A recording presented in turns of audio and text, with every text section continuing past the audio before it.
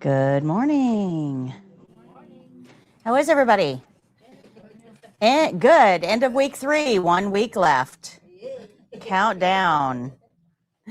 All right, you guys had chapter 7 between Monday and today. Let me get your scores. Doodling. Ariella. Callie. Callie, do you have 5 and 6? None? Okay, very good. Carol. Thank you. Evelyn.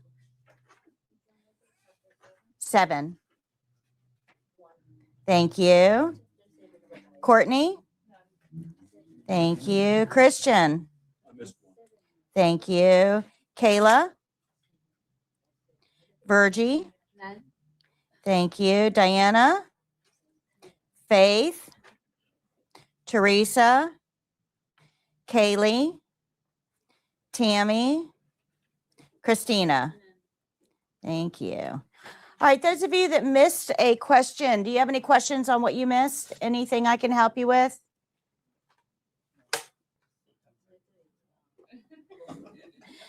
We go fast. Yeah, and that happens. Yeah, exactly. During the state exam, so think of these like practice questions, right? Because a lot of us, it's been a few years since we've been in school, haven't taken too many tests, and the test taking is a skill in itself. So if you haven't used that skill in a while, these questions are going to kind of help you ease back into it. But one of the things that I want to remind you is to make sure that you are slowing down and reading the entire questions. You're looking for those trigger words. You want to look for things like all of the following except, or which of the following is not. You want to look in the answer for words like never, always, force, restrict, punish. Those are our trigger words. So we don't force, we don't restrict, we don't punish, not our role. Those are never going to be the right answers. So if you have a question that asks what to do if a patient's getting out of bed at 2 a.m., and that happens a lot with dementia patients, their sleep schedule gets a little wonky. The answer to that is not going to be to lock them in their room. It's not going to be to tie them to the bed. Those are absolutely not the right answers in any situation. The best option there is to engage them in an activity. They don't want to be sleeping, so let's give them something to do. Trying to force somebody to sleep when they can't sleep is counterproductive. Have you ever tried to sleep when you can't sleep? Right? So it's counterproductive. You pile dementia on top of that, and they don't understand why they're supposed to be in bed. So they're going to get up and wander. You're not going to be able to stop that behavior. And that's where a lot of CNAs go wrong. They think they can stop the behavior. What we have to do is accommodate it. That's why they're there. If they could stop the behavior, where would they be? Home. Absolutely. So we have to remember that a lot of the things that we're learning are based on how to work with patients that can't be home. They're not exhibiting normal processes, normal mental processes, physical processes, or what have you. So we have to engage our coping mechanisms. So at home with a 3-year-old, you might tell them, go back to bed. It's not time to get up, but that's not what's going to work with an adult, especially one that is cognitively compromised. Good?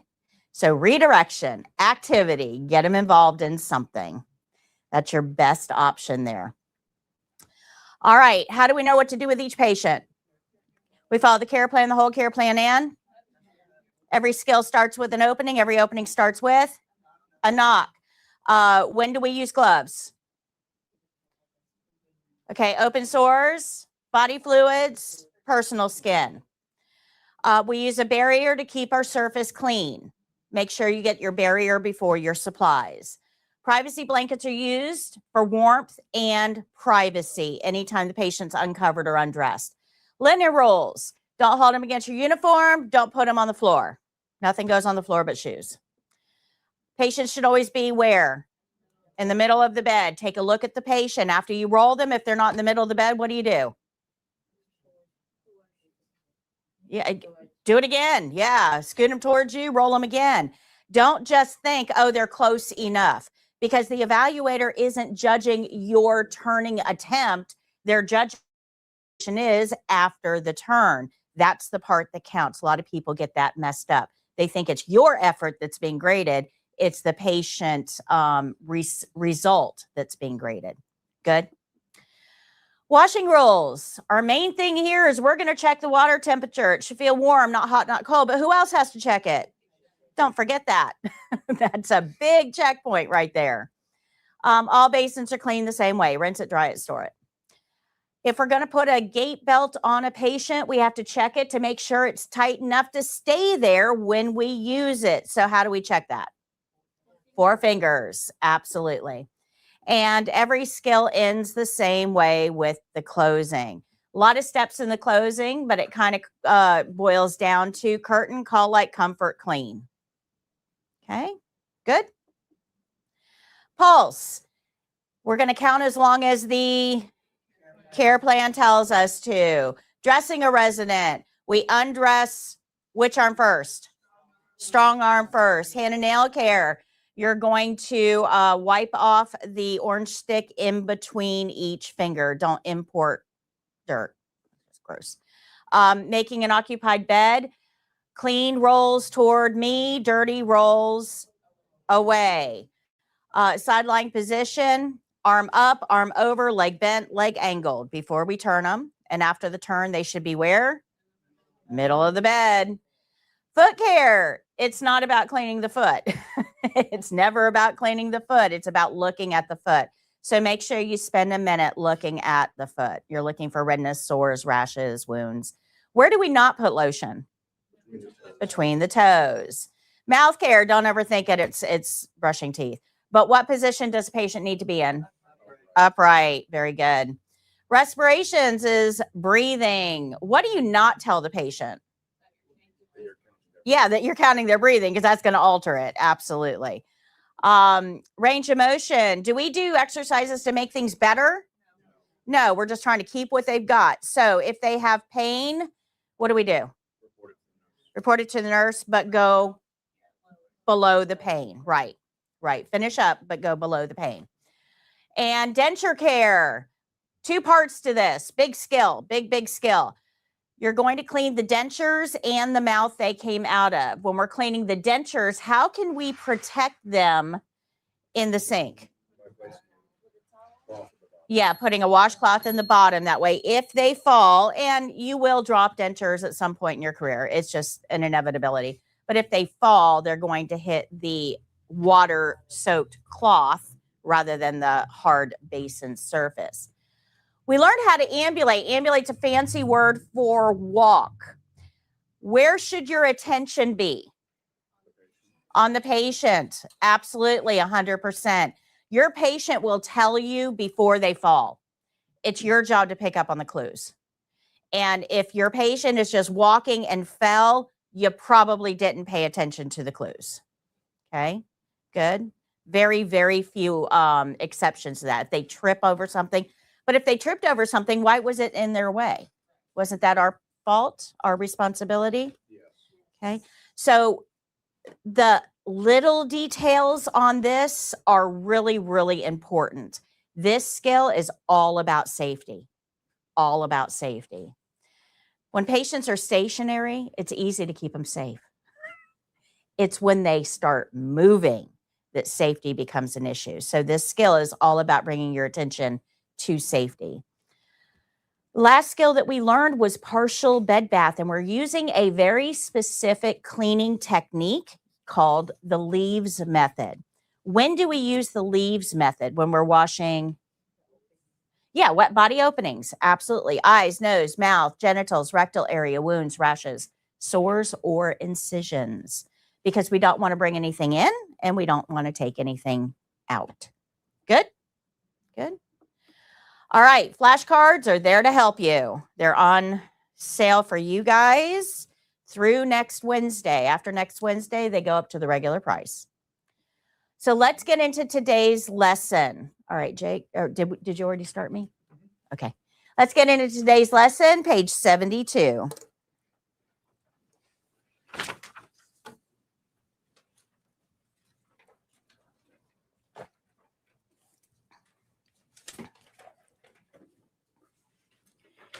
If you look down the side here, you'll see all of the principles. They're all spelled out for us here, and there's nothing new to learn. We know everything on here.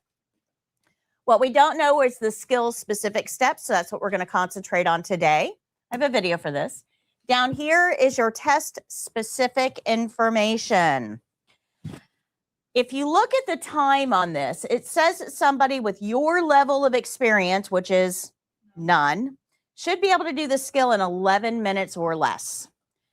We're getting a patient out of bed and into a wheelchair, and they're giving you 11 minutes to get that done. It does not take 11 minutes to get somebody out of bed and into a wheelchair. Don't rush this. Remember I said when somebody is stationary, it's easy to take care of safety? It's when we start moving them that safety becomes an issue. Yeah, this is a huge safety skill. Every safety step is going to count big on this particular skill. This is going to be another live testing student. So somebody that's there to test will be your patient. They'll start out in bed, and this is not a documentation skill. Page 73 has our care plan at the top, step-by-step instruction, and supplies at the bottom. Let's take a look at the care plan. This care plan says to transfer the resident from bed to wheelchair. Does it say to put them back? It just says transfer them from bed to wheelchair. So at the end of the skill, where are you going to leave them? In the wheelchair. Why? Because of the care plan. Absolutely. It says the resident is unable to walk or take steps. I want you to underline that or highlight it. Unable to walk or take steps. I have bolded that. If we go back a page, I have bolded that for you in step 18. Unable to walk or take steps. But they can stand with support. They're not dead weight.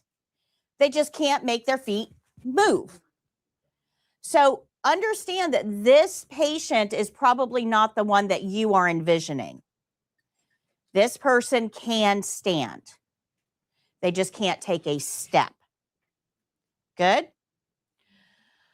Says a gait belt or transfer belt is required to transfer the patient. So are we using a mechanical lift? Are we using a slide board? Are we letting the patient do the transfer on their own? No, this tells us very specifically what we're going to do. We're going to help the transfer, and we're using a gait belt to do it. We're going to follow this care plan. Says the resident will stay in the room. So we're getting them out of bed and into a wheelchair. Are we taking them somewhere? No, we're just going to leave them in the room, but that brings a problem. Most of you guys are young. You probably didn't experience this, but older people, when they were children and they were being punished, do you know where they usually were put? In the corner. That's right. In their room sometimes, but in a corner, staring at a wall. So staring at a wall with no stimuli is a punishment. So if you put a patient in a wheelchair and you leave them facing the wall, what is that going to feel like to them? Punishment. Absolutely. So there's a psychological component to this. It says the resident will stay in their room, but it's our job to recognize that, yes, they'll be in their room, but they still have to be able to see something. So after you get the patient into the wheelchair, you're going to turn them around so they're facing outward. They can watch the TV. They can look out the door at the people in the hallway. They can look out the window. They're not facing a blank wall with nothing to engage with. Does that make sense? That's actually a much more important step than you would think. Good? Good. So that's our care plan. Care plan looks deceptively simple, but there's some things in there that I wanted to draw your attention to. We know all of these steps. There's nothing new to learn here. We know how to follow the care plan, do our opening. We know to evaluate if we need gloves. Let's time out there for a second. You guys may be a patient for this. You're fully clothed, holding on to all of your body fluids like a champ. So the person that is doing this skill on you probably would not need gloves for the test. Now, in a clinical setting, if your patient is leaking something, do they need gloves? If they're not fully clothed, do they need gloves? Okay. So remember, it's not based on the skill. It's based on the patient we're doing the skill on. So take a moment to kind of run through, hey, do I need gloves for this?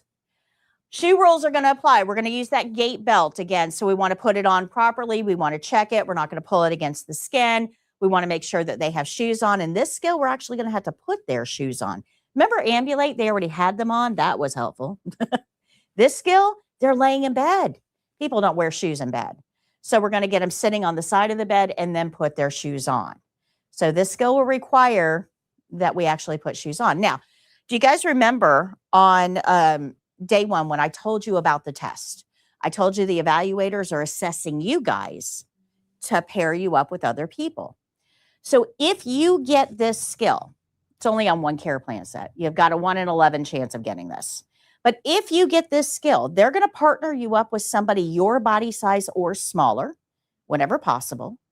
So they're not like finding the hardest case for you. Okay, your body size or smaller. And they're going to try to find somebody that has slip-on shoes that you won't have to tie. Yay! That makes it so much easier. So when you come in and they check you in, they're actually scanning you up and down. They're looking at your shoes. They're looking at your clothes. They're looking at your body size. They're looking at a lot of different things to kind of pair you up with another person. Make sense? Okay. So hopefully you'll get paired up with somebody. You can just slip their shoes on and not have to tie them. But if that doesn't work, you may have to tie. And if so, tie correctly. And then we're going to do our closing. We know how to do that. So let's look at our skill-specific steps here. In order to understand this, I've got to train you on the wheelchair. So this is Wheelchair 101. Thank you, Jake. I'm just going to bring this over to my working area here.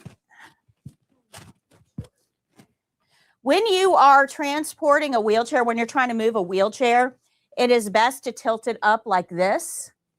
Oh, thank you. It's best to tilt it up like this so you don't have those front wheels dragging. So just the two back wheels. No? They may have walked around. All right, so there's a couple things about the wheelchair that we have to know how to use and how to work. So first, wheelchairs are usually kept in the folded position like this. That makes them smaller for storage. If the wheelchair is being stored, you want the leg rests locked forward. Because if the leg rests, Jake, I'm going to need zoomage, please. If the leg rests aren't locked in place, if they're loose like this, as you're moving that wheelchair, they can swing around and hit somebody that you're moving by, catch on equipment. You want everything on a wheelchair that's being stored to be locked tight so you've got control over it, okay? To open a wheelchair that is closed, you lift up on the handles to get the big wheels off the floor because we don't want that friction. Just lift up a little and pull the handles apart. That's it. If it doesn't open all the way, you can press down on the seat bars to get that seat completely open. No buttons to push, no levers to pull. It's just mechanical. Lift and open. To close a wheelchair for storage, you want to lock those leg rests in place and then lift up on the center of the seat, and the two will go back together. Okay? Good? Now, when you're looking at the wheelchair, there's a couple of pieces to it, a couple parts that I need to bring to your attention. And one of those is the brakes. So Jake's going to zoom in on this brake assembly over here.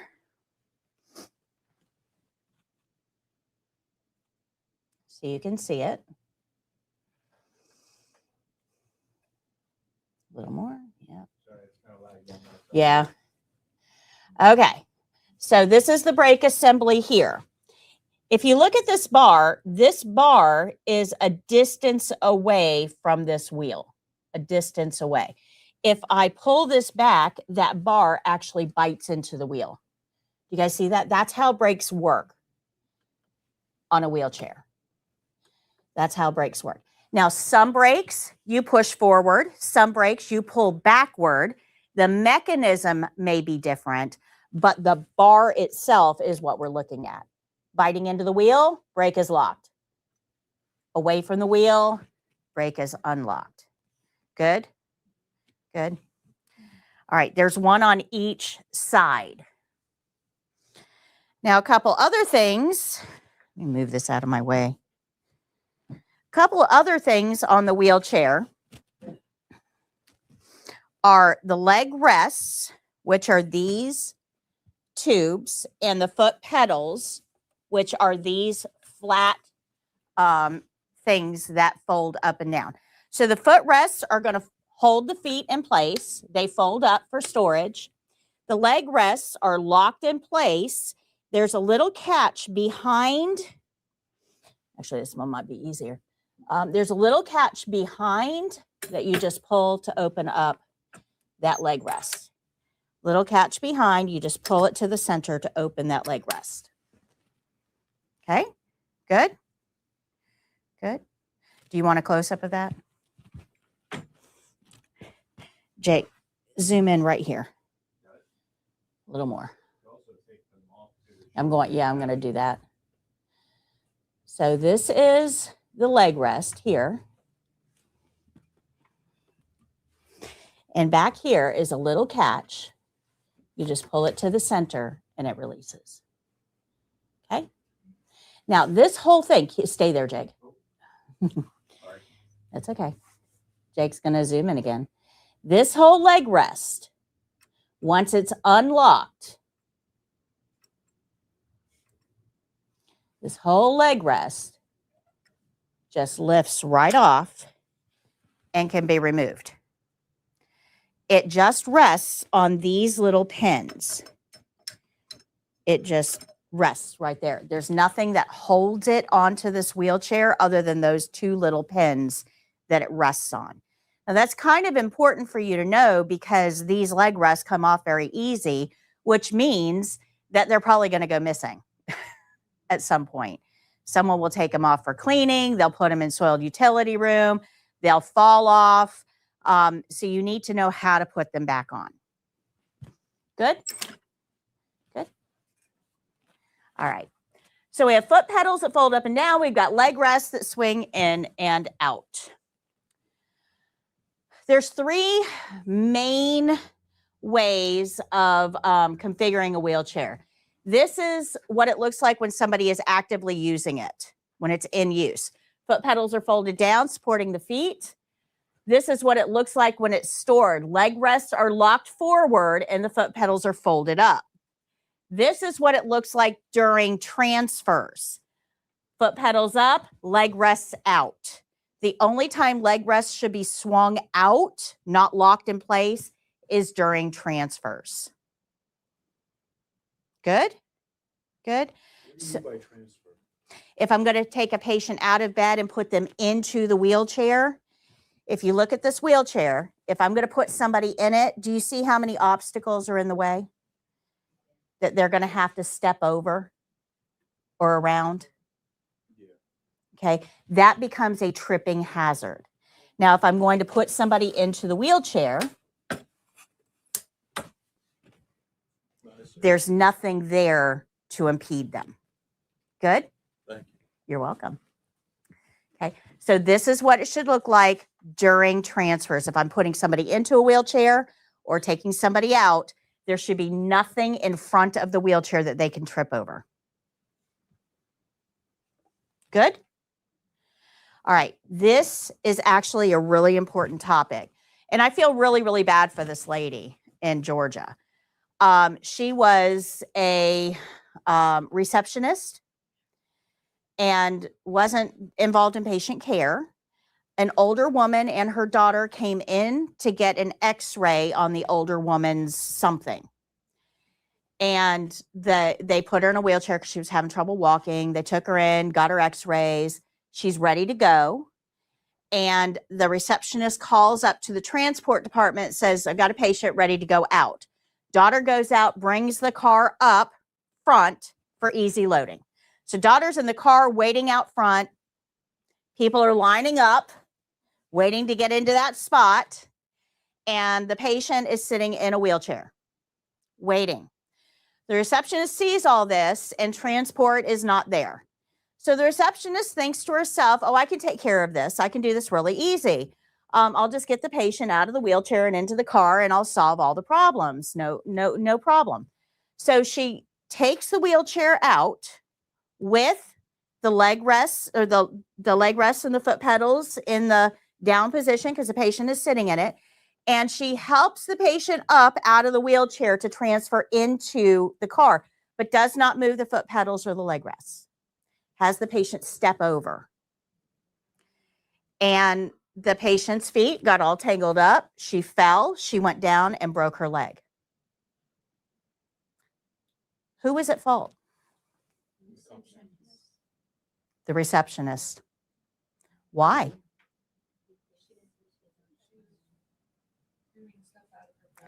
Say it loud. She was doing something out of her scope of practice. Yep. And yes, you're right. She did not move the foot pedals or the leg rest. That was what caused the actual issue.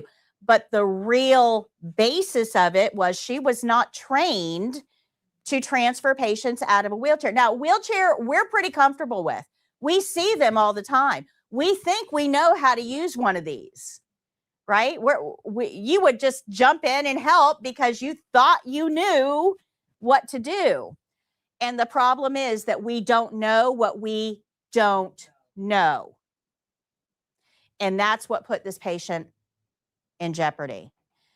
Do you think her family was like, well, accidents happen?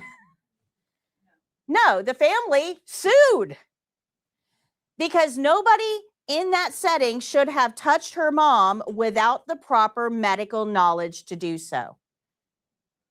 And they won. Now, I feel bad for that receptionist. I truly do. I feel awful for that receptionist because she was just trying to do a good deed, right? She saw a problem. She thought she'd jump in and help and fix the problem. And she probably didn't even think twice about it. And that's unfortunately where we run into problems, is when we try to help, but we're helping beyond our scope and not even realizing that we're beyond our scope. Because I guarantee you, she didn't think about the danger of this. She just thought, oh, there's a problem. Let me solve it. So I feel really, really bad for her. I really do. But at the end of the day, it's the patient that paid the price here. And it's the facility that paid monetarily. And both of those things matter. Good? Make sense? So this is a cautionary tale. Do not go outside of your scope of practice. Be very careful there. So I want to explain to you the purpose of these foot pedals. Because I told you a lot of times they'll just come right off of the wheelchair and you'll have to go hunting for them and who knows where they are because they just hang there on those little pins.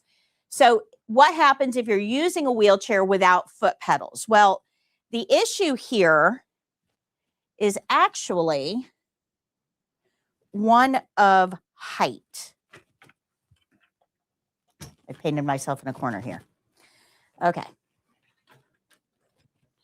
So if you look at these two,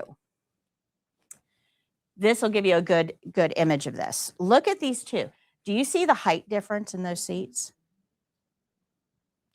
It's not as evident when you're looking with your naked eye, but when you see it on camera, it actually is a little more obvious, okay? There is a height difference of 2 to 3 inches between the seat of this chair and the seat of this one. Oh, why do we care? Why does that matter?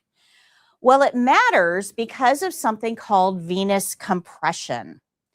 So along the backs of our legs, remember we had those nerves that we talked about? We also have arteries that bring blood down and veins that bring blood back to the heart. And they run down the back of both of your legs. Now, the area that they're closest to the surface is right behind the knee. Right behind the knee. These arteries and veins are really, really close to the surface. So the way that veins work is different than arteries. So arteries push blood down, but they have gravity to help, right? Your heart pumps, pushes out that wave of blood. That wave of blood travels through your body, but gravity is going to pull that wave down. So it moves to your feet pretty easy. Not a lot of problems there. But that wave of blood has to get back up to the heart. And gravity is fighting it the whole way. So this sets us up for some problems. And I'm going to explain how our body combats that in just a minute. But when you're sitting in a chair and your feet are not on the floor, your feet are dangling, that means that this seat is pressing up into the backs of your knees. Okay, gravity is pulling your legs down onto that seat surface. So those veins behind your knees get squished, compressed. Do you guys remember me saying on Monday what happens when blood slows down or stops? It clots. So if we compress those veins and we slow the blood down, what is this patient at risk for? Blood clots. Foot pedals are important because we don't want this venous compression. It's not the only problem with it, though. It'll also trap fluid down below the knees, and you'll see this because the legs swell. So without foot pedals, your patient will probably get swollen extremities and increase their risk for blood clot development. Are either of these good things? So when a patient's sitting in a wheelchair, we have to make sure that their feet are supported on those foot pedals to prevent these things. Good? Good. So inside your veins, our body does something really cool because we have to fight gravity. So inside the veins, we have what we call valves. That creates like a little ladder system. So when the heart beats, it pushes the wave of blood down to your feet, circulates, and then it has to move back up to your heart. So the blood, as the heart beats, moves into this chamber. And then the heart beats again, and that blood moves into this chamber. And the heart beats again, and that blood moves into the next chamber. And these little valves close in between each heartbeat to keep the blood there. Otherwise, if we didn't have these little valves there, the problem is that every time your heart beat, all the blood would keep falling down and nothing would ever get back to the heart, and now we're dead. So we need these. Fun anatomy fact. Think about this for a second. And we use these in veins because they're low pressure system and it's bringing blood back to the heart. Okay. But there's another organ in the body that might need blood that's above the heart. Anybody know what that might be? The brain. Now in humans, our brain's a very short distance from our heart, not really fighting gravity that much. Our arteries and veins are really big, not a big deal. So we don't really have to have more pressure or chambers to get blood to our brain. But there is an animal that does. What animal has a brain way far away from its heart? Giraffe. Giraffes have valves inside their arteries so that the blood progresses up in that ladder motion to get the blood all the way up. Isn't that cool? We don't need that. We just need valves in our veins from our lower extremities back to the heart. But I found that pretty interesting. All right, so foot pedals, very important. When we get a patient into a wheelchair, we put the foot pedals down, put their feet on the foot pedals to support. That way we relieve that pressure along the backs of the knees. All right, any questions on that? Let's talk about position. So we're going to, our patient's laying down in bed just like this. We have to swing that patient over so they're sitting on the side of the bed, and we're going to get their shoes on. We're going to get their gait belt on. Doesn't matter which order you do that. You want to do shoes first, that's fine. You want to do gait belt first, go for it. Nobody cares. Nobody cares. Just get the two done. Okay. So we swing the patient. I'll show you how to swing in a minute. We swing the patient onto the side of the bed. We get their shoes and their gait belt on. We want this within reach while we're doing that. within, because once I get this patient sitting on the side of the bed, I don't want to have to leave them to go get the wheelchair. This has to be in reach. But I don't want it so close to the bed that when I go to swing the patient out, their legs get all tangled in the wheelchair. So we're going to get the wheelchair prepped, leg rests out, foot pedals up, ready to go. It can hold my gait belt until I'm ready for it. And I want it out a little ways away from the bed so I can get everything done, but within reach without me having to move. Good? Good? All right. So remember that foot pedals and leg rests are a tripping hazard. You have to get them moved before the transfer. This is the testing checkpoint that you need to watch for. Good. Then we're going to swing our patient around to the side of the bed. Now, this is not nearly as hard as everybody makes it. It's not. As long as you set it up right. Now, if you don't set it up right, it's hard. If I'm going to swing anybody onto the side, now, he is taller than me by probably a foot. You're going to see this in the video. He is significantly taller than me, and I can swing him around with no problem. I do not go, look at me, I do not go to the gym and lift weights. Okay? It's pretty obvious. And yet I can easily swing somebody around that's taller than me or even heavier than me, as long as I'm using the right technique. So if you're saying to yourself, I don't have any upper body strength, I can't do this, I'm telling you, you can. I got flab, literal flab, and I can do this. You can do this. But it's all about setting it up right. Now, most of us get it right. We get the arm under the shoulders. Yeah, we've got that one. That makes sense to us, arm under the shoulders. But we don't put the arm far enough under the shoulders. We just kind of do this, like right here. That's not going to do anything. You want this palm to be under that shoulder, all the way under. Your arm should be extended because you're going to use this part of your arm to lift them up, not this part of your hand. This part of your hand isn't going to do anything. This part of your arm has a lot of strength in it. So this arm goes under the shoulders, but all the way. Get that arm very straight. We're going to be really close here for a second. This is the arm that everybody gets wrong.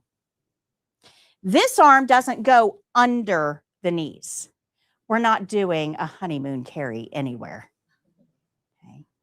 This arm does not go under the knees. This one goes all the way under the shoulders. This one goes over the knees. Now, do you notice what my legs just did naturally?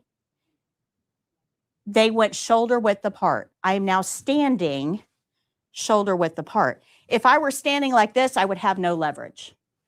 So when I put my arm over the knees, my leg automatically took its step because my body knows exactly where I'm going with this, okay?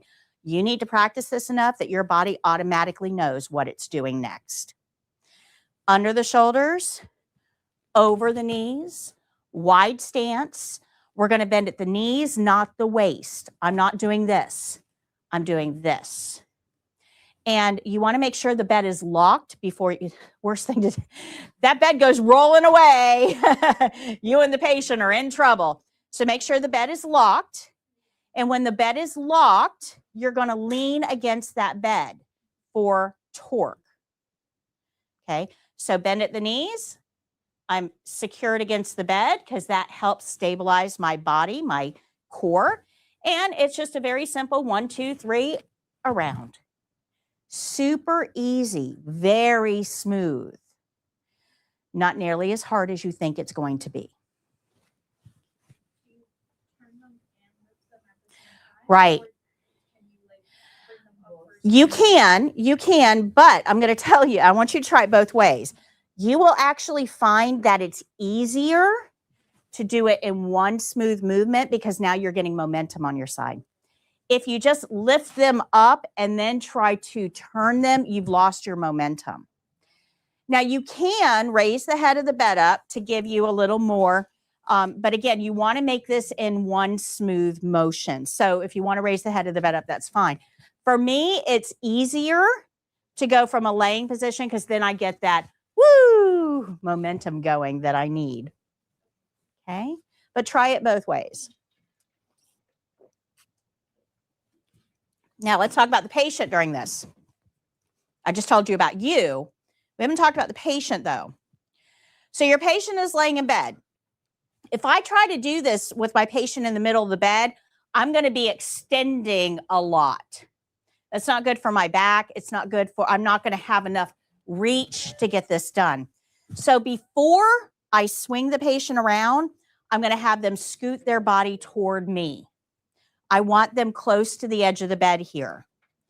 Then I'm going to have them cross their arms over their chest like this. I want their body moving as a unit. I don't want any stragglers pulling backwards. So have them cross their arms. Now, if I'm working with somebody who is immobile, has very little control, right? They have to be able to sit up. We're getting them in a sitting position. They have to be able to have some core strength here to get up. So immobile is not the right word, but have a weakness in their extremities. When you do this, their extremities are really going to kind of trail because you're doing the work, right? You're moving them. So having them cross their arms over their chest is a good thing. But let's talk about their legs, right? You're like this, one hand over the legs. You're having to pull both legs at the same time. And that can be a little bit hard for you if your patient is really noodly. That's kind of the best way to put it. You know, they're just really kind of noodly. So if you've got somebody that doesn't have a lot of leg strength, right, has their extremities aren't very cooperative, cross one leg over the other before you do that. That means you're only moving one leg, one unit, and it can make this a little bit easier. Now, if you've got somebody who's pretty able-bodied, they'll actually move their legs as you're moving them. They cooperate. For the test, they'll cooperate. But noodly, cross one leg over the other. Good? Good? Okay, so we get our patients sitting on the side of the bed. We're going to get their shoes on and make sure they're not dizzy. That's important. We're going to get their shoes on. Their feet should be flat on the floor. We're going to put the gait belt on. We're going to check it with 4 fingers. It doesn't matter which one of these you do first. You want to put the gait belt on first? That's fine. You want to put their shoes on first? Go for it. Does not matter. Just make sure both of those are done. And then we're going to get our wheelchair super close. I want you to go back to that care plan real quick.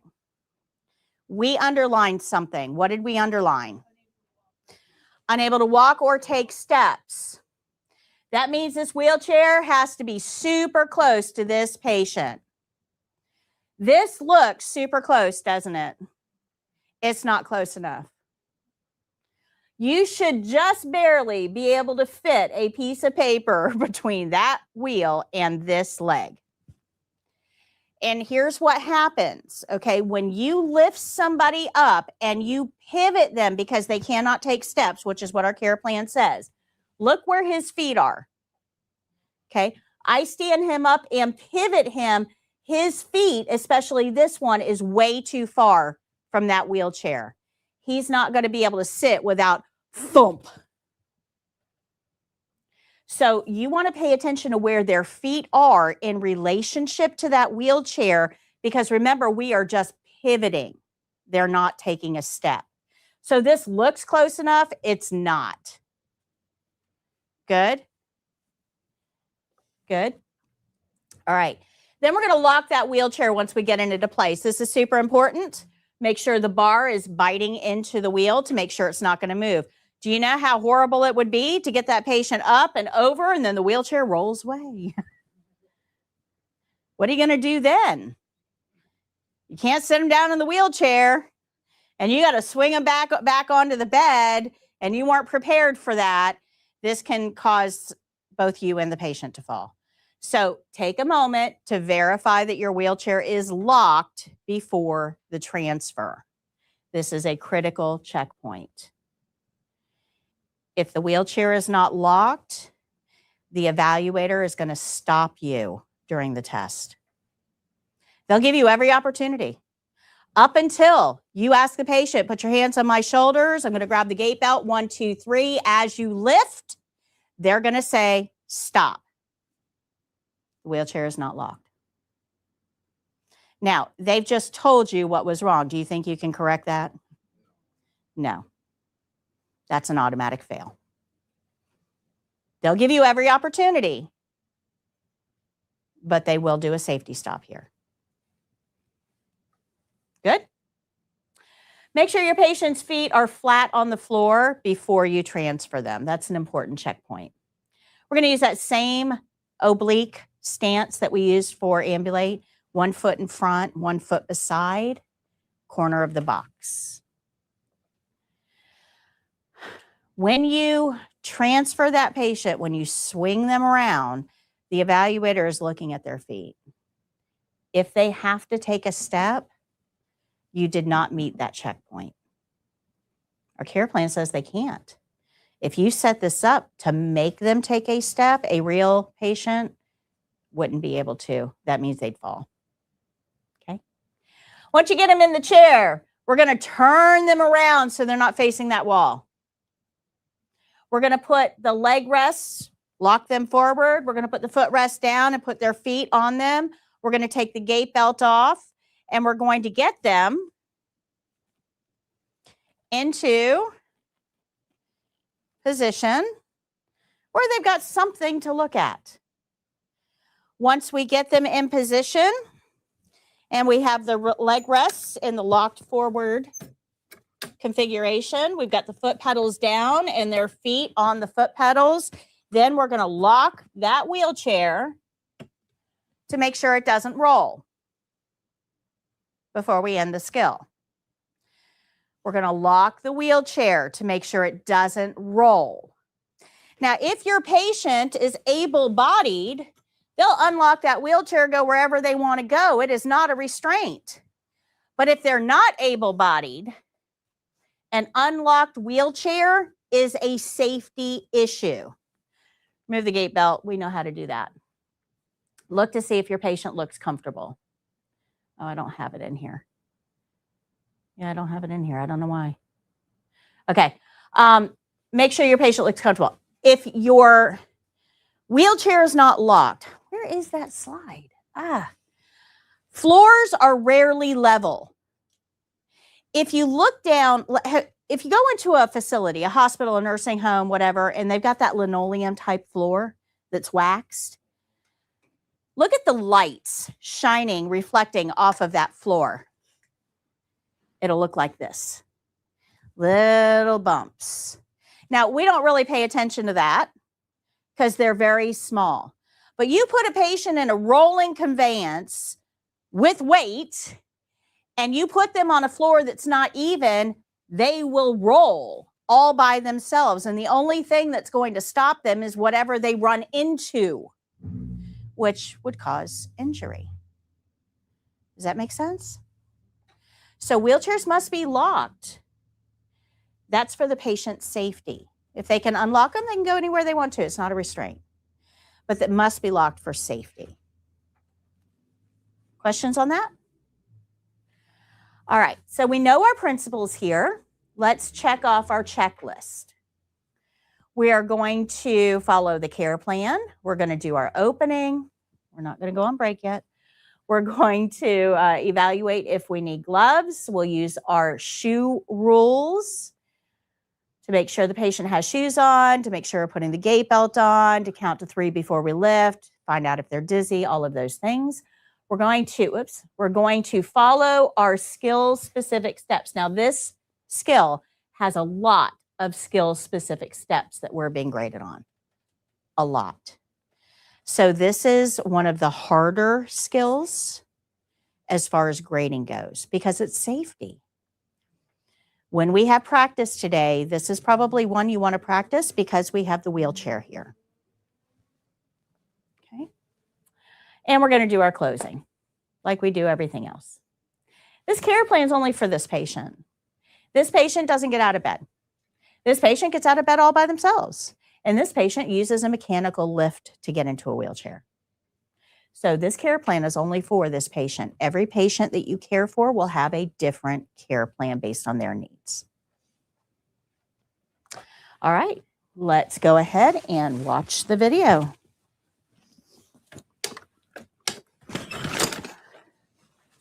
I got it, Jake.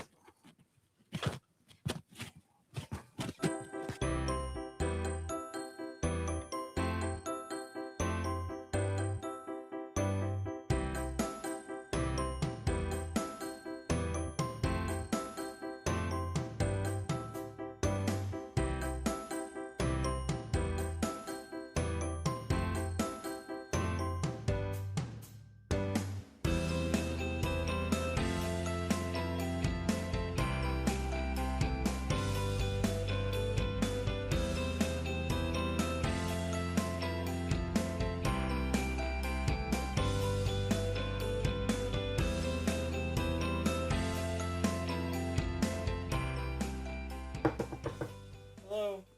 Good afternoon, Mr. Jones. My name is Patty. I'm your CNA today. How are you? I'm well. How are you? Fantastic. Would you like to get out of bed and into the wheelchair? Yes, that'd be great. Okay, I'll be happy to help you with that. Let me close your curtain, wash my hands, get my supplies, and I'll be right back.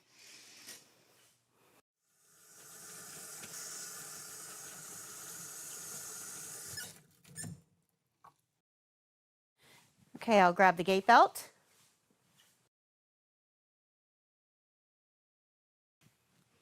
And I'm going to bring the wheelchair within reach, but not too close to the bed.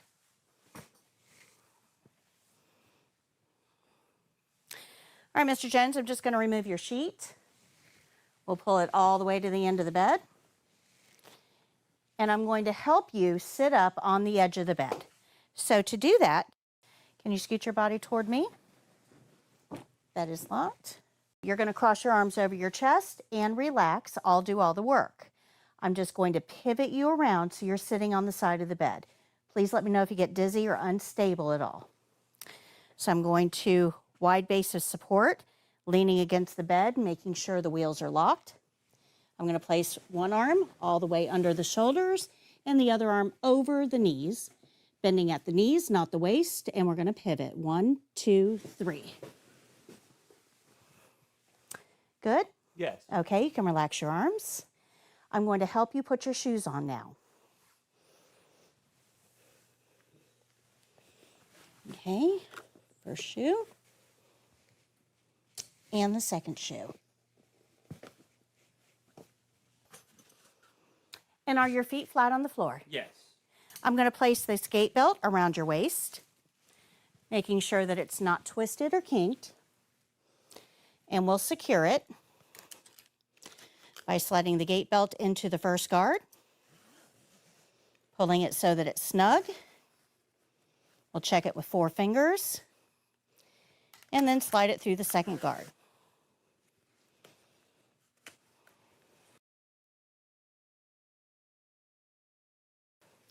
I'm going to bring the wheelchair close at a slight angle, almost touching the patient.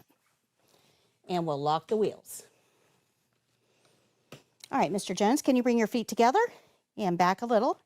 Are your feet flat on the floor? Yes. You're going to place your hands on my shoulders. I'm going to lift you to a standing position, pivot you, and when you feel that seat behind your knees, I want you to say sit, and I'll help you sit. Okay. Okay, you're going to place your hands up here. And on the count of 3, we're going to lift and pivot. 1, 2, 3. Sit. And we'll remove that gait belt.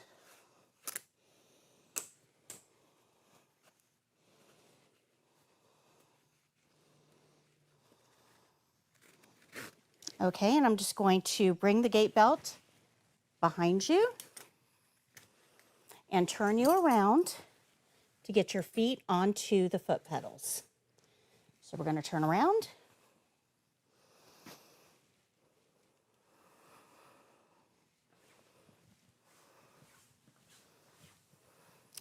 I'm going to bring the first foot pedal forward Make sure it locks into place, and then place the foot on the foot pedal. We'll then lock the wheelchair. I'll lock this side, support your leg, bring the leg rest and the foot pedal, and support the foot. Are you comfortable? Yes. Is there anything else I can get for you while I'm here? No, thank you. Would you like a magazine before I go? No, thank you. Let me get your call light. Here's your call light. If Thank you need anything at all, just press that red button and somebody will be happy to come help. I'm going to open the curtain and go wash my hands. On the way, I'll return the gate belt to storage.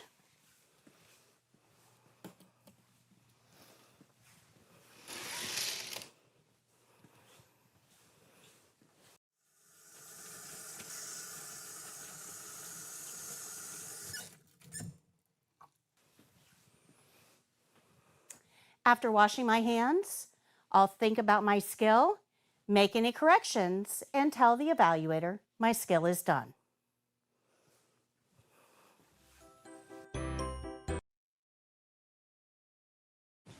So we have a question here. It says, to get a patient up from bed, what side does the wheelchair go on? And the answer to that is it depends.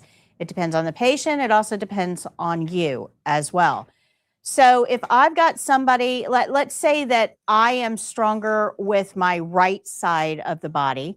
Well, that means that I probably need to be on this side because the right side of the body is going to have to use the most force to get the patient sitting on the side of the bed. If I'm stronger on the left side of my body, then being over there and swinging this way would be helpful. Make sense? Okay. But it also depends on the patient because we want, when we're swinging them, when we're pivoting them, they're putting weight on their legs. So if I'm pivoting this patient, I don't want to be pivoting onto their weaker side. So it depends on me and it depends on the patient. Okay, good. Hope that helps. Okay.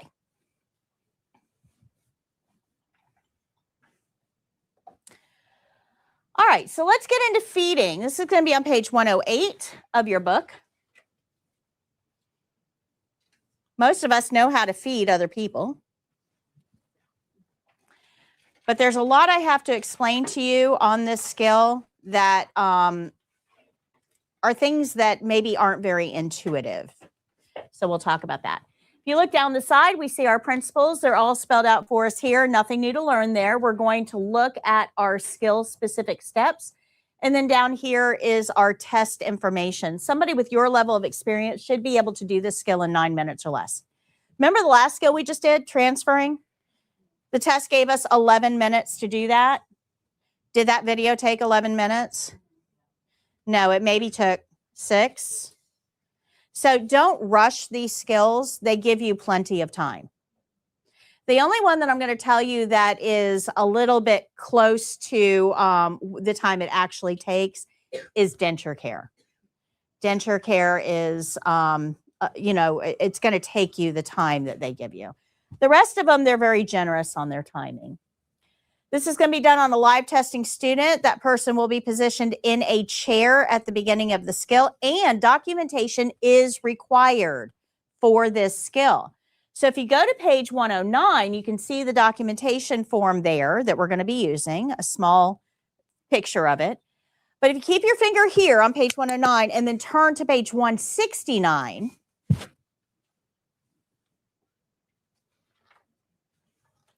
you'll see a bigger version of that documentation sheet. And you can use these for practice. So if we look at the top here, we see our care plan. We've got step-by-step directions. We've got our supplies at the bottom.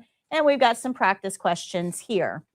Now, for this skill, the tray is already going to be made up for you. It'll be sitting on the overbed table. It will have a cup of water, a napkin, a spoon, probably a fork too, and a single serve food item, something like applesauce or pudding. And that's what we're going to be feeding our patient. I'm going to assume the candidate is the patient, correct? Candidate is you. Oh, I'm the candidate. Right. You are the CNA candidate. You are testing. They can't call you a CNA yet because you haven't passed. You're a candidate for CNA. You're there to prove your skills. So candidate is what they're going to be calling you until you're tested. You're welcome. So the food tray will already be prepared for you. Let's take a look at this care plan. It says feed the resident a snack. Let's stop there for a second. What are we feeding them? Is it a meal? It's a snack. So look back at page 169 at the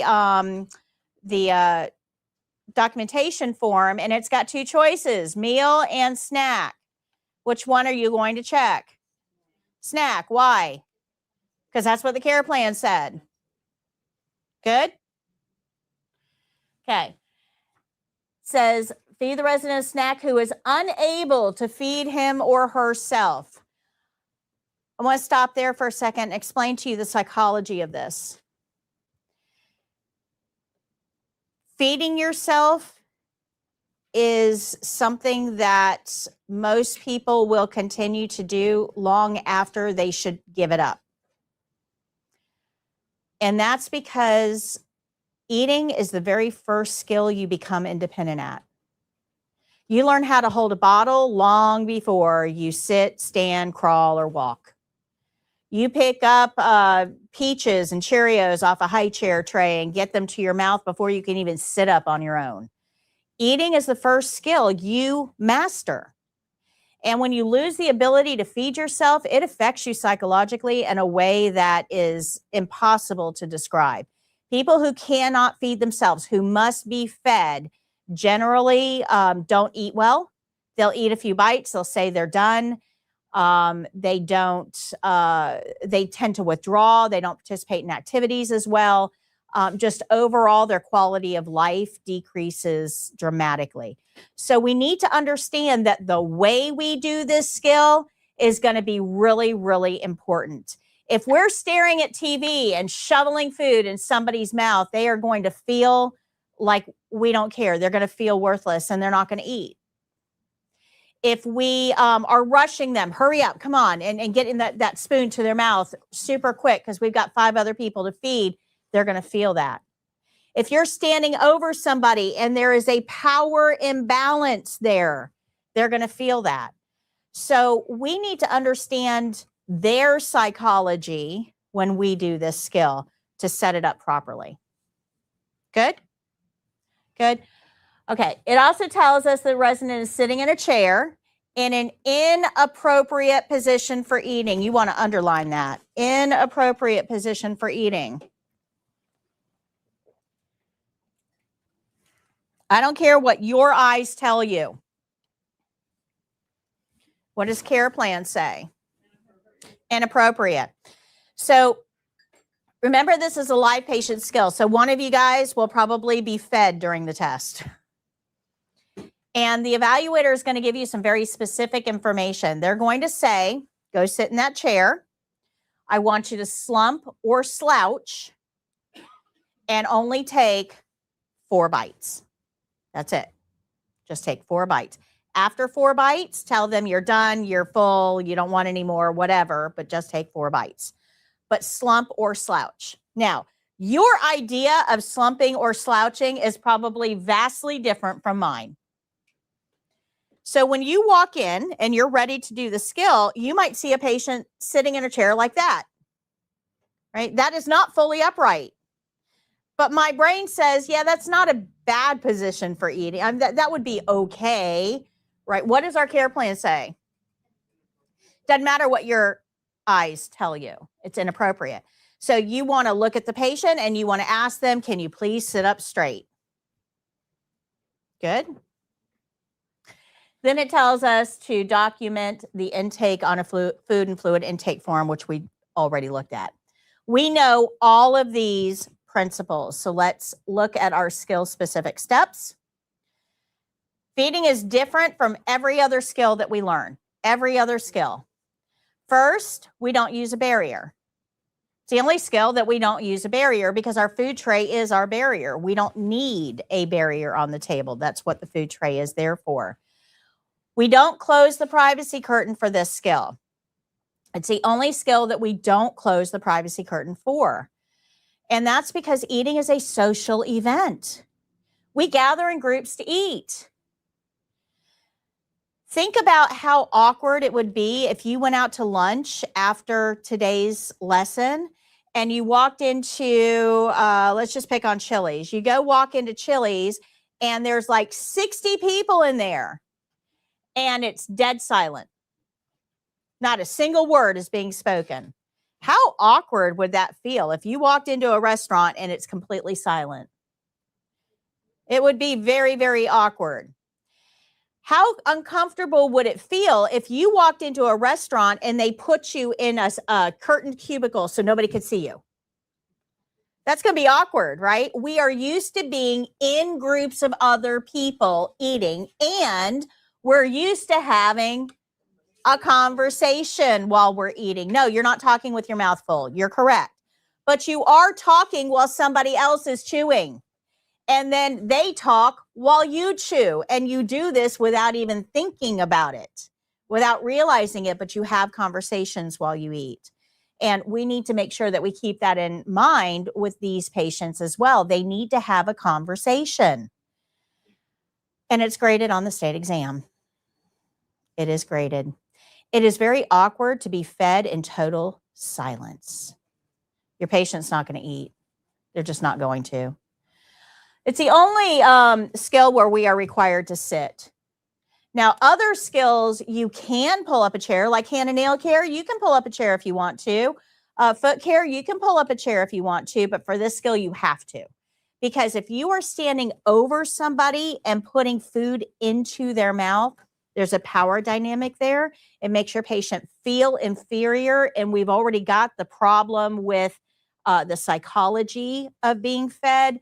And again, it will affect their ability to eat. So for this skill, we want to ensure our patient is upright. And for that, we're just going to ask them, can you please sit up straight? We're going to offer them a hand wipe. Now, they don't have to use it. That's fine. But there's two things that this hand wipe is doing. The first is just because I'm feeding them doesn't mean that they can't move their arms. It means they can't feed themselves. I'm feeding them, but they may reach their hand up to wipe food away from their mouth if it starts to drip out. We don't want dirty hands around a doorway. So we're going to give them a hand wipe for cleanliness. The second reason that we give them a hand wipe is because of ritual. Most people are trained to wash their hands before they eat, and it kind of helps with appetite. It's part of the eating ritual. If you don't wash your hands before you eat, you should start working that in. But this is another reason that we're going to give them a hand wipe. We may not be able to get them to the sink to wash their hands, but a hand wipe will help with that ritual aspect of it. So infection control and ritual, we're checking two boxes here with that one action. We're also going to offer them a clothing protector. Now, they don't have to take it. We're not going to call it a bib. We don't use child terms with adults. We're not going to call it a bib, but we will call it a clothing protector. Would you like a clothing protector?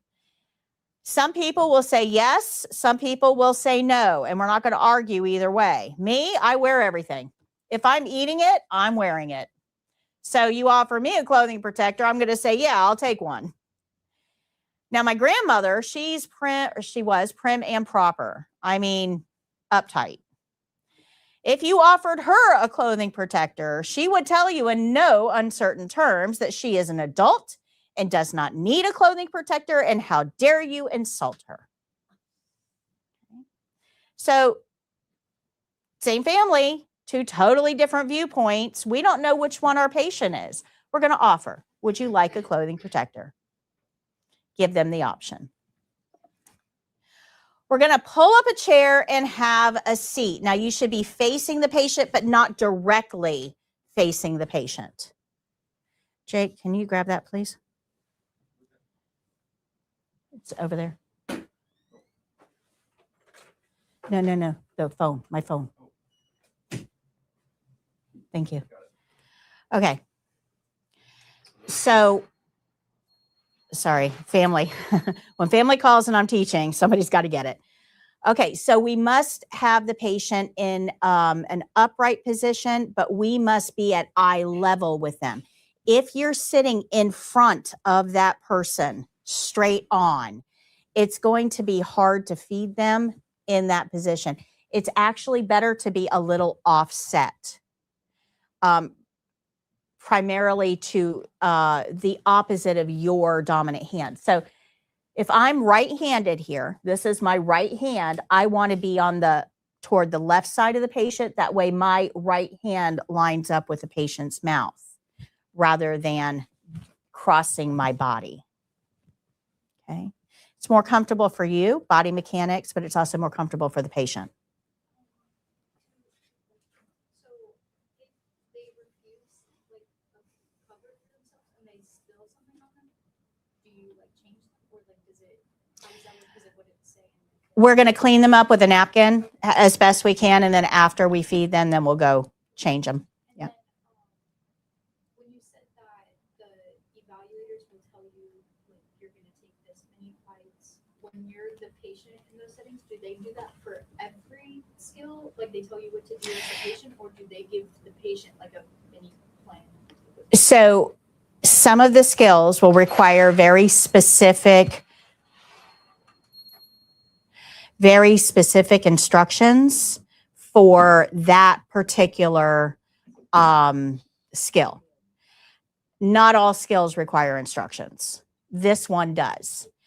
Because where do those evaluators want to be? Home in their pools, drinking their margaritas, right? They do not want to watch you eat an entire cup of applesauce or pudding. They don't. Now, there's a very specific reason that they say 4 bites. I'm going to get to that in a minute. There's a specific reason that that's the number they pick. But for feeding, we need to give you some very specific information. But if it's hand and nail care, you're not going to get anything but go sit in that chair. For foot care, you're going to be told, sit in that chair, take your shoe off, put it beside you. For ambulate, there's no instructions at all. For range of motion, there's no instructions at all. For sideline position, they're going to say, go lay in the middle of the bed. You can scoot if they ask you to, but you can't roll. So they're going to give the patient specific instructions based on the care plan for that skill, while they're usually after they give you the care plan. Okay. Does that help? So some skills you'll get instructions, others you won't. All right. So we want to be in a sitting position to feed the patient, and offset is best. You're going to, where did that? Okay. I don't know why I've got the same graphic there. All right. You're going to offer a drink every 2 to 3 bites. And that's where that 4 bites comes in. We're going to offer a drink every 2 to 3 bites. So that means that if we get to bite 4 and we didn't offer a drink, we didn't meet that checkpoint. That's why they say 4 bites and then no more. So why are we having to offer a drink every 2 to 3 bites? And why do we have to remember this? Because everybody is different. Some people drink before a meal. My aunt was like that. She would drink an entire glass of water, a full glass of water, before she ate anything. And she had been a model way back earlier in her life, and she had learned that trick, and it helped reduce how much she ate because she would fill up on water and she would eat less. I've tried it. Doesn't work for me. I am the type of person that drinks during a meal because I don't produce a lot of saliva. I need constant drinks as I'm eating. My husband, on the other hand, he doesn't drink at all during a meal. He waits until after he eats, and then he drinks whatever liquids are available. Everybody is different, but we don't stop to think about that. We don't really think about the differences between us and other people. This checkpoint is there to remind you that not everybody is you. We're going to offer before. Would you like a drink before we get started? We're going to feed 2 or 3 bites. Would you like a drink now? We're going to offer, and this just needs to be routine because you're going to be feeding a lot of patients in your career, and we don't know which ones drink before, which ones drink during, and which ones drink after. So this needs to be routine. Same thing with eating. Not everybody eats like you. And we don't think about that. Some of you don't like your foods to touch. Do I have anybody in here that doesn't like your foods to touch? Okay. Some of you like your corn and mashed potatoes mixed. Anybody like that? Okay. Some of you eat your salad before a meal. Some of you eat your salad after a meal. Some eat dessert first. Nothing wrong with that. Some people like their meat and mashed potatoes on the same fork. Other people are like, not a chance. Not everybody eats the same way, but we don't stop and think about that. Some of you will eat all of one thing on a plate before moving to the next thing. And some of you graze, little of this, little of that, little of this, little of that. You kind of work your way around. Everybody's different. So we aren't there to impose our eating rituals on our patient. We're there to help them with theirs. And the only way to do that is to find out how they eat. So I'll tell you a story about this. I was working in hospice and I was assigned to a nursing home, and I had a patient who had had a stroke. She was nonverbal.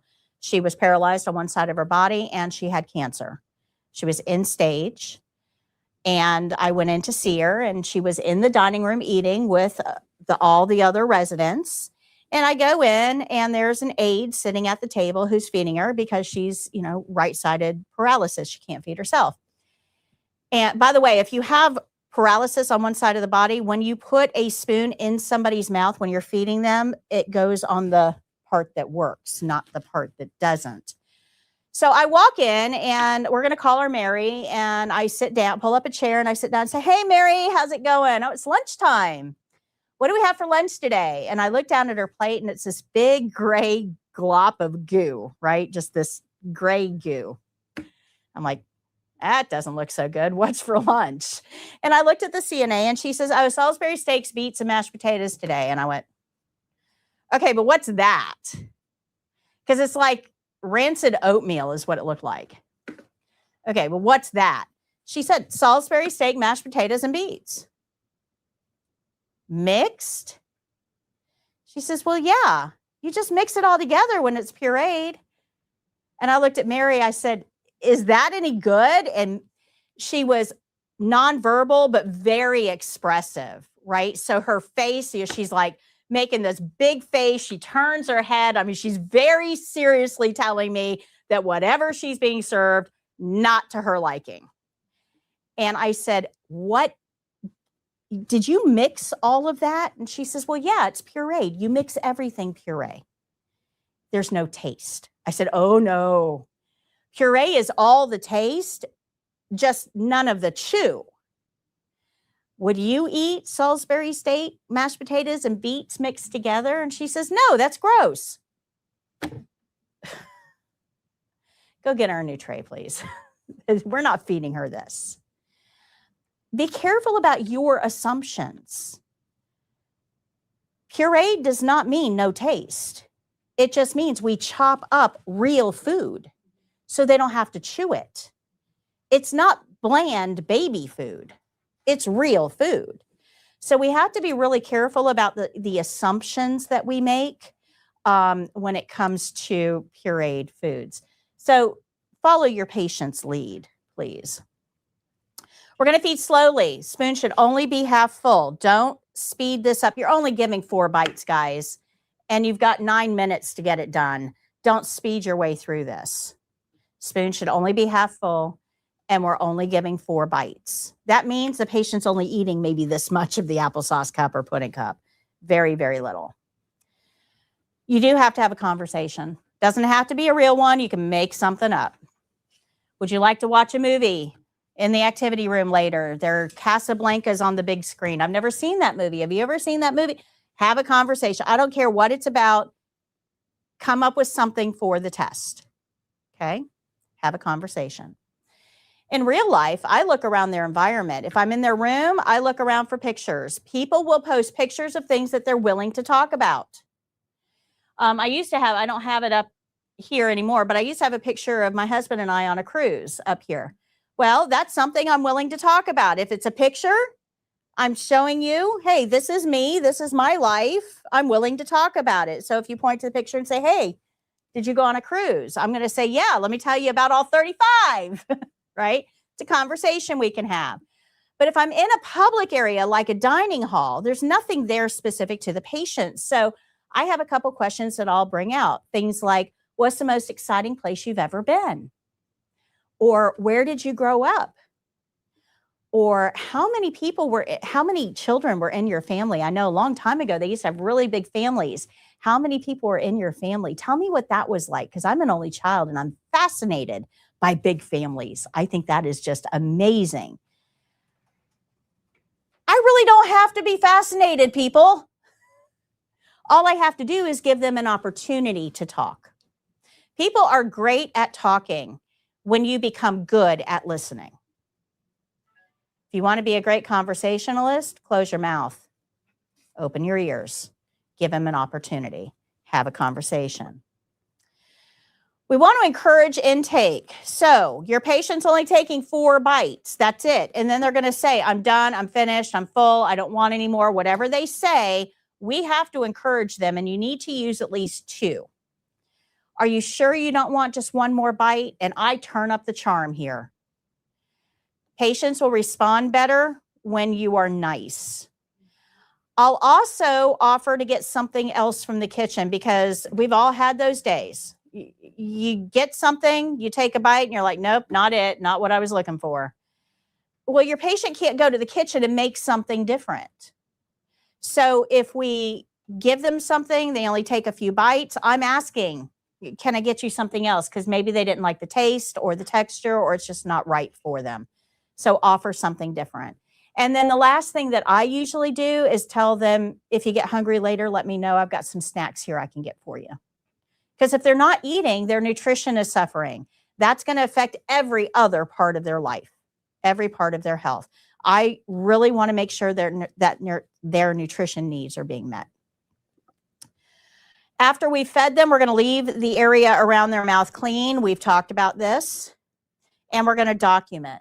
Now, when you document, of course, this is going to be a snack, because that came directly from our care plan. And how much did we feed them?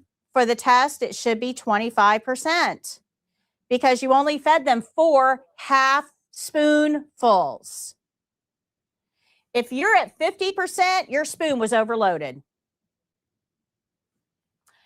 Drink is up in the air. Maybe they drank that whole cup of water because they're about to be tested and they're a bit nervous. Maybe they didn't drink at all because they were afraid of spilling it on themselves because they're about to be tested and they're a bit nervous, right? So drink is whatever they drank from the cup, and we're going to talk about that now. Estimating percentages. So details matter here. We're going to sit while we feed them. We're going to offer a hand wipe before feeding, offer a clothing protector, offer a drink before and every 2 to 3 bites. We're going to let them lead. We're going to feed slow. Spoon should only be half full. And no childlike feeding techniques. No planes, trains, or automobiles. So let's talk about feeding percentages. This is a guesstimation. There's nothing scientific about this. We are looking at what they start with. We are looking at what they finished with, and we're figuring out how much they actually ate. If they ate all of it, 100%. If they ate none of it, 0%. If they ate about half, 50. If they ate between half and all, 75. If they ate between none and half, 25. This is what we call picked. They picked at it. Couple bites.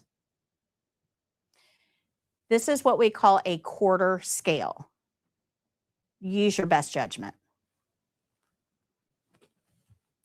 This is not scientific. What this is, let me explain to you how nurses use this. So let's say that you're working with a patient who has congestive heart failure, and they're on diuretics, and you are feeding them. And you are responsible for documenting how much intake, how much food they eat at every meal. Now, 3 months go by and you do that. You document every meal about how much they're eating. You weigh them twice a week according to the care plan. 3 months have gone by. And you come to me on a Wednesday morning and you say, hey, listen, I just weighed this patient and they have increased their weight by 5 pounds in 4 days. Now, I know anything over 2 has to be reported, so I'm reporting it to you. Cool, thank you. The first thing that I'm going to do is go back to the meal logs, and I'm going to see how much they're eating. Now, CHF patients usually don't eat 100% because it's hard to breathe, and they get full very quickly. So I look at her feeding percentages, and she's sure 50%, 75, 50, 50, 25, 50, 75, 50, never 100%. And nothing has changed in the last 3 months. I keep going back, and they're all somewhere in this middle range. And yet she's gained 5 pounds. So what does that tell me? Her weight gain is not from food. It's from fluid, which is very common with CHF or congestive heart failure. That means that I need a medical intervention for this. Now, if you had not been keeping track of the percentage that she's been eating, we would just assume, oh, she must be eating more, eating dessert, sneaking food, right? We would think nutrition for the weight gain, not metabolism or disease process. Does that make sense? That's what this is all about. April says, watching your skills videos helped me pass both exams, and I got my CNA license yesterday.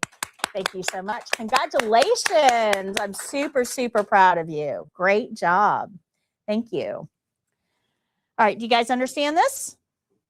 All right, so let's apply this. If this is what we started with, we got a sandwich, some Jell-O, some broccoli, and we go pick up their tray, and this is what we pick up. Remember, this is our scale. What would we give this patient credit for? 25. Yeah, they picked at it, right? But they didn't eat half. What about this one? It's closer to half. Remember, this isn't scientific. Like, I'm not counting the Jell-O pieces, right? I'm not measuring the sandwich. This is a guesstimation. So yeah, this is about half, closer to half than it would be to 25. What about this one? 75. Yeah, what about this one? I would give this patient credit for 100. Absolutely. There's 2 pieces of Jell-O and a broccoli stalk. To me, broccoli stalks don't count. That's fine. Close enough to call. Okay, good? Good. All right, so now let's get to something that is scientific. And this is called intake and output. So I have a whole lesson on intake and output for you on page 107.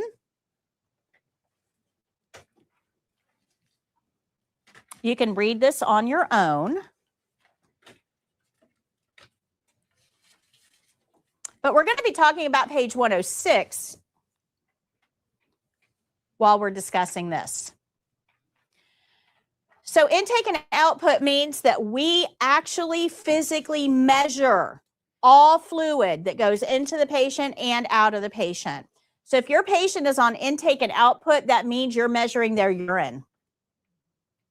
You're measuring the water they're drinking. You're keeping track of how many cups of coffee they had. So intake and output is scientific. We measure. Good. Food percentages, estimation, 2 different things. When your patient's on intake and output, I know they have a fluid imbalance somewhere. And I want to make sure that the amount of fluid that went in is roughly equal to the amount of fluid that comes out within a couple hundred cc's. Because what goes in must come out. If not, if we put in 1,100 cc's, but we only get out 100 cc's, I got 1,000 cc's that's still on board somewhere. Where did it go? I got to go hunt for that fluid because it's somewhere. Where is it? That's when I play hide and seek. If, on the other hand, 1,100 cc's went in and 2,000 came out, uh-oh, now my patient is in a fluid deficit. That means that they're at risk for dehydration, and I better go check on and see, are they dehydrated? So we do this when we think that there is an imbalance somewhere. This is scientific, and we have to pay really close attention to this if our patient's on fluid intake and output. How does diarrhea factor into it? If your patient is on intake and output with diarrhea, we use something called a specipan, or its non-technical name is a hat. It goes in the toilet, under the toilet seat, but over the bowl. It's white, and it collects the specimen. And it actually has markings on it where we can measure it. So yes, if your patient has diarrhea and is on intake and output readings, you would measure that. Okay. So the problem is that here in America, we measure everything in ounces. But in medicine, we measure everything in cc's. Those are not the same thing. So we have to learn how to convert. 1 ounce is worth 30 cc's. So if we have an 8-ounce cup of water, we're not going to document 8 ounces. We're going to multiply that 8 by 30 and get 240 cc's. If we have a 6-ounce cup of coffee, we're going to multiply that 6 by 30 and get 180 cc's. You will have, in most cases, one math question on the state exam. It will either be a conversion like this. It'll say how many cc's is 8 ounces, or it's going to be an addition problem. So if you turn to page 106, let's look down here, and I'll show you how this works. We have 6 ounces of juice. If we convert 6 ounces to cc's, how many cc's is 6 ounces of juice? 180. We multiply 6 by 30 and get 180. So write 180 there. Now, this carton is interesting because cartons actually tell you on the carton how many mLs are in the container. So if you look at that water bottle, a lot of you have a water bottle, you'll see it's 15.9 ounces, but right in parentheses, it'll say 500 mLs. If the package tells you how many mLs, we're going to use that. So this patient drank this entire container of milk, and that was 240 mLs. mLs, cc's, same thing, 2 different names. Remember I said in healthcare, everything has 2 names? Yep, here we go. So 240 mLs, so we're going to write 240 on that line because the container told us. We like it when containers tell us. And then we had 12 ounces of coffee. It's a lot of coffee. If we multiply 12 by 30, we get 360. So write 360. So those are conversion problems. Now, at the end of your shift, though, you're going to have to add all of that up to get your total intake per shift. So we would add up 180, 240, and 360. And if you added that together, anybody do that math? 780. So your total intake would be 780 mLs. When I'm doing addition like this, I look for anything that ends in 40 and anything that ends in 60. Bring those two together. So these two together would be 600, and then you add the 180 on top of that, so 780. Quick and easy way of doing math. You will have one of these types of questions, either conversion or addition. Carlene says, thank you. I passed both exams last week. Congratulations. Great job. Great job. Thanks for coming back and telling us. We love to congratulate people. Yes.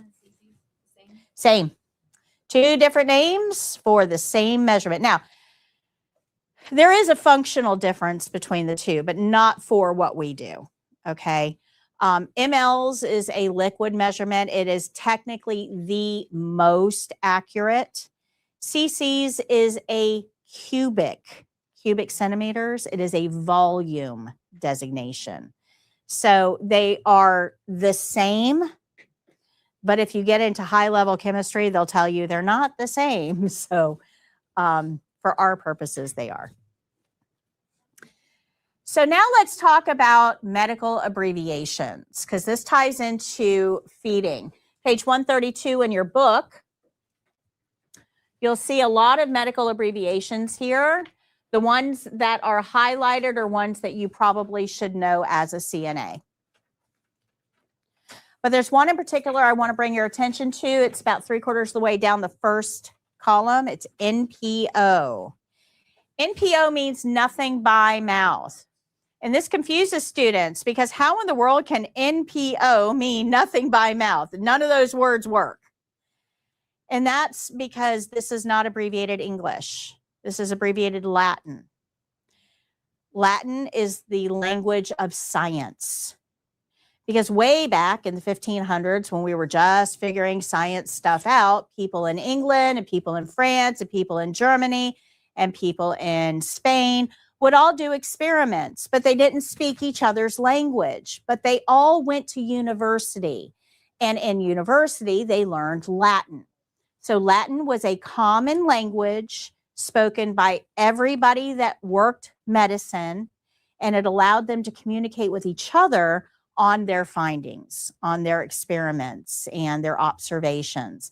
So a lot of what we work with in medicine is abbreviated Latin, not English. And this is one of those. So NPO means nothing by mouth. PO means by mouth, abbreviated Latin.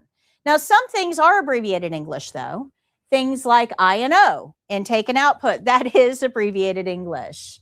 BSC, bedside commode, BRP, bathroom privileges, BM, bowel movement, ADL, activities of daily living. Those are all English. Ad lib, Latin. So we're going to, when we're working with medical abbreviations, we're going to work with a mix of abbreviated English words and abbreviated Latin words. But I want to bring your attention up here. There's some up here that I do want to talk about really briefly. And these are frequency abbreviations. Again, they're going to be abbreviated Latin. So when you have frequency, Q, the letter Q, just a plain Q, means every. So QH would be every hour. QD is every day. Q2H would be every 2 hours. Good. Now, these are all abbreviated Latin, but thankfully our word for day comes from the Latin word for day. So that one's pretty easy for us. Our word for hour comes from the Latin word for hour. Pretty easy for us, but they are abbreviated Latin. But there's two that really mess students up, BID and TID. Again, abbreviated Latin. B stands for bi. How many wheels does a bicycle have? 2. So BID is 2 times a day or twice a day. TID, T stands for tri. How many wheels does a tricycle have? 3. So TID means 3 times a day. Good? Good. Okay. So page 132 has all of the medical abbreviations that you might find as a CNA in a clinical setting. Page 133 is an activity that allows you to put that into practice. So you can kind of get a sense of how these are going to be used in your clinical setting. If you are working as a CNA and somebody tells you an abbreviation that you don't know, you don't understand, you weren't familiar with, do not fake it till you make it.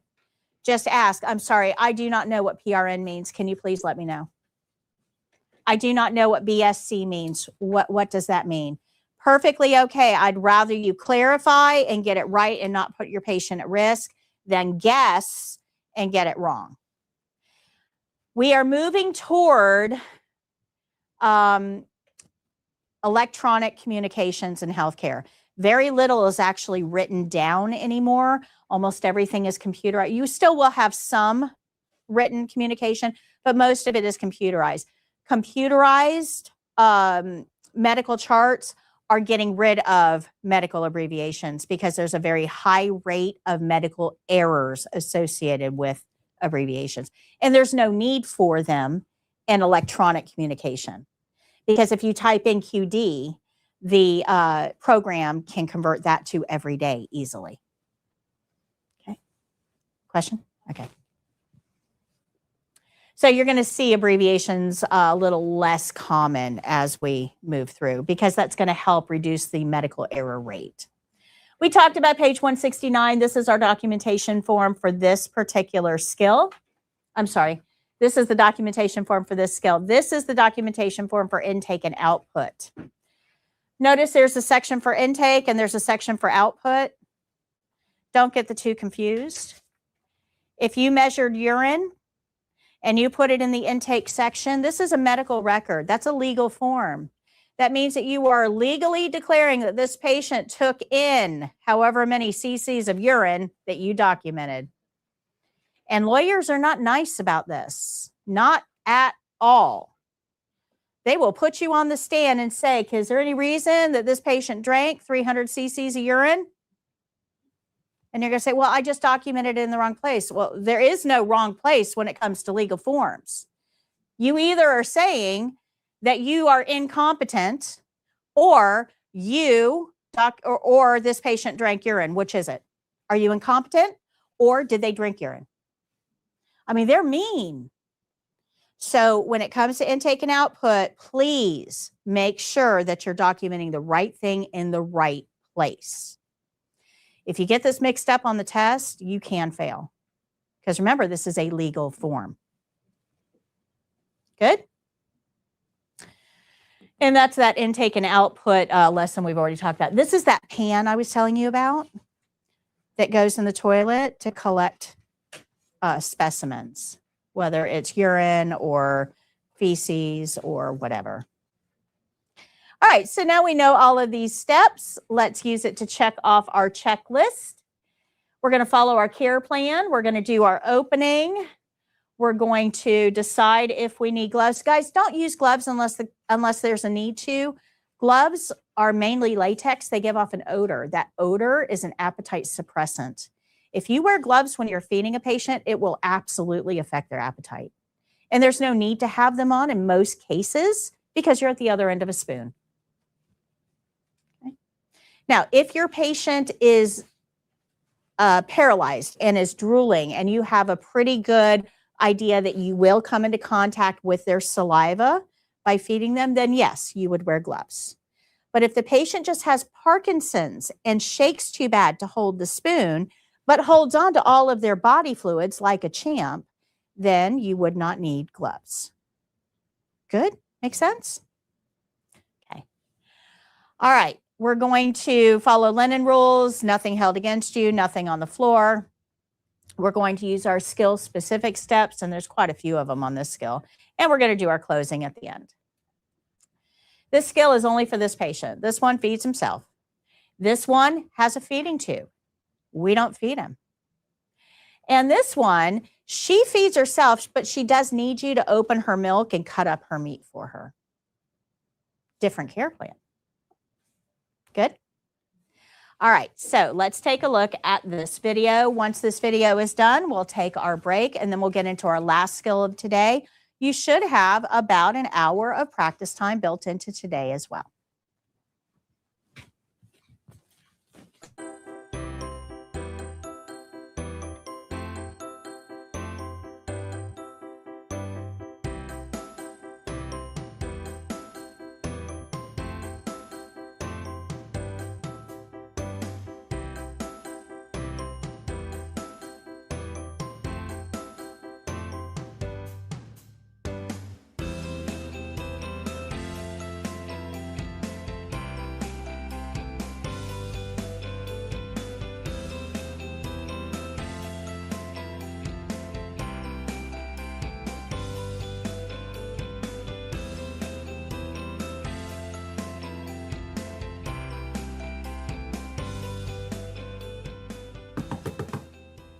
Good afternoon, Mr. Jones. My name is Patty. I'm your CNA today. Could I ask you to sit up straight before we get started, please? How are you? I'm good. Fantastic. Would you like to eat a snack? Yes, that'd be lovely. Okay, I'd be happy to help you with that. Let me go wash my hands, get my supplies, and I'll be right back.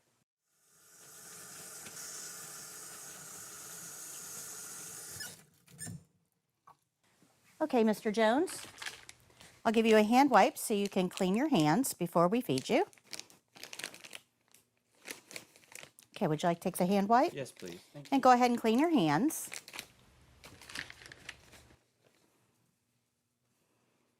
Thank you very much. I'll dispose of this in the trash.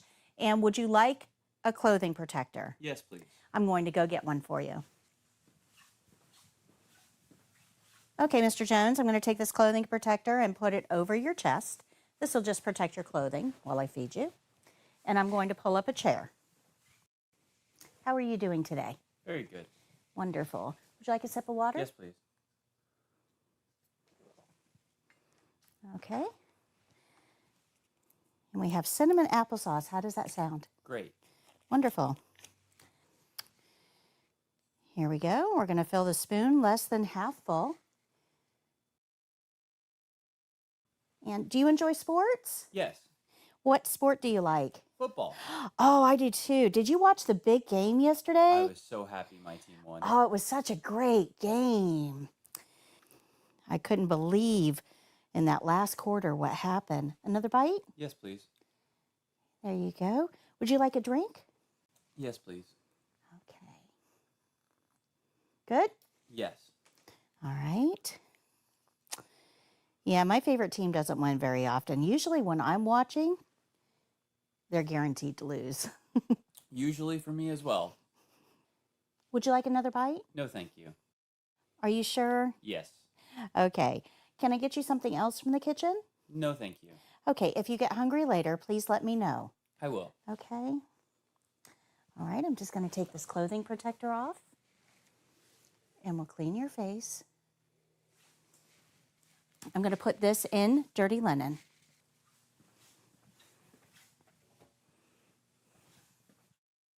I'm going to dispose of all the disposables.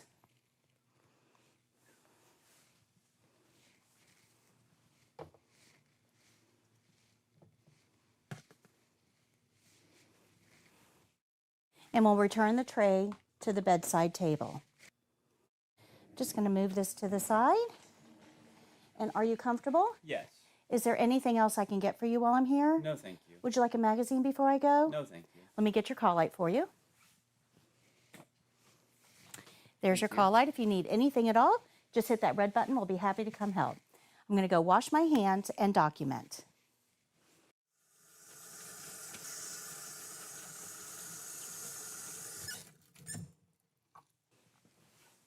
After washing my hands, I'll document the amount of food the patient ate and the amount of fluid that they drank.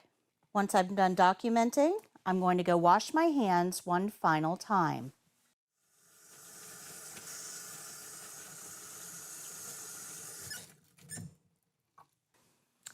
After washing my hands, I'll think about the steps of my skill, make any corrections, and tell the evaluator my skill is done.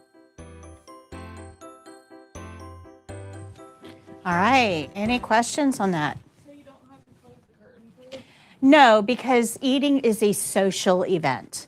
Think about all the things in our lives, all of the main milestones, right? Birthdays, baby showers, weddings, graduations, engagement parties, funerals. They all revolve around food. So we generally see eating as a social activity. When you close the curtain, it isolates the patient and it can actually affect their appetite. Great question. Any others? With like the curtain, what if they're in like a gown or something though?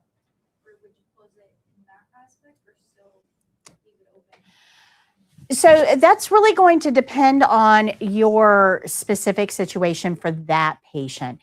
If you have a question about a specific patient, then I would bring that to that patient's nurse.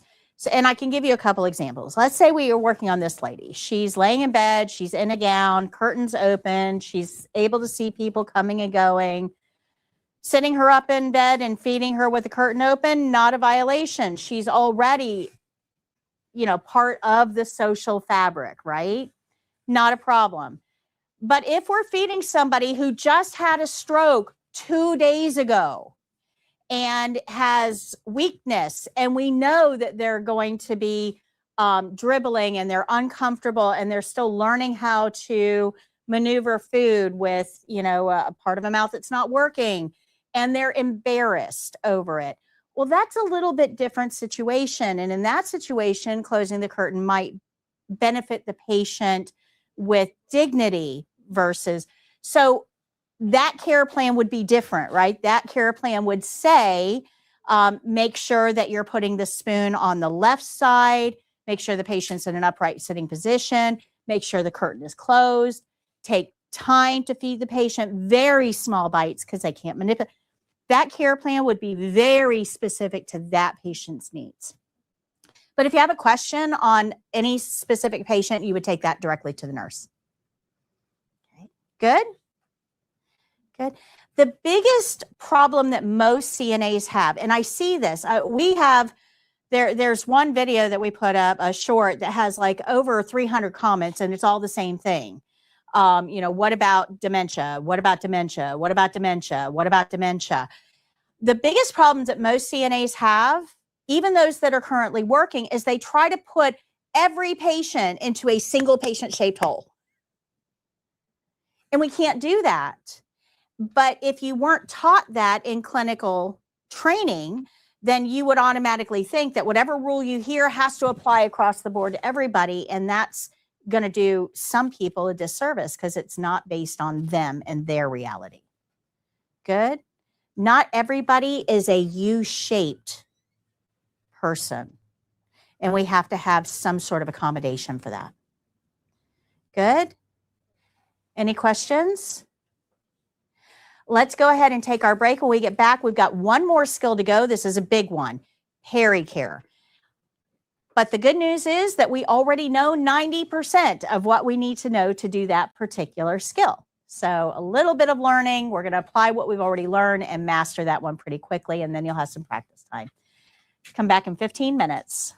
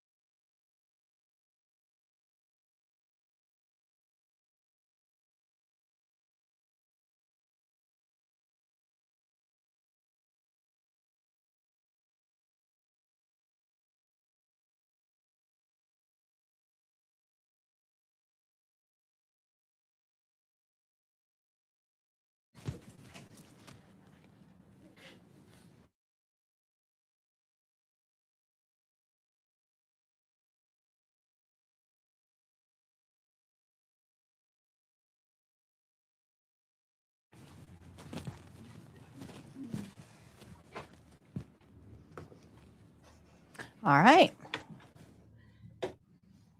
Last skill for today. After this, we only have 3 skills left to go for the entire program. So we're on our way. Down here, you'll see all of the steps involved, all the principles. You can see them all spelled out for you here. Nothing new to learn except our skill-specific steps. Down here is our test information. Somebody with your level of experience should be able to do this in 17 minutes. This skill will be done on a mannequin. Yes, not a live person. And that mannequin will be laying in bed at the beginning of the skill. This is not a charting skill.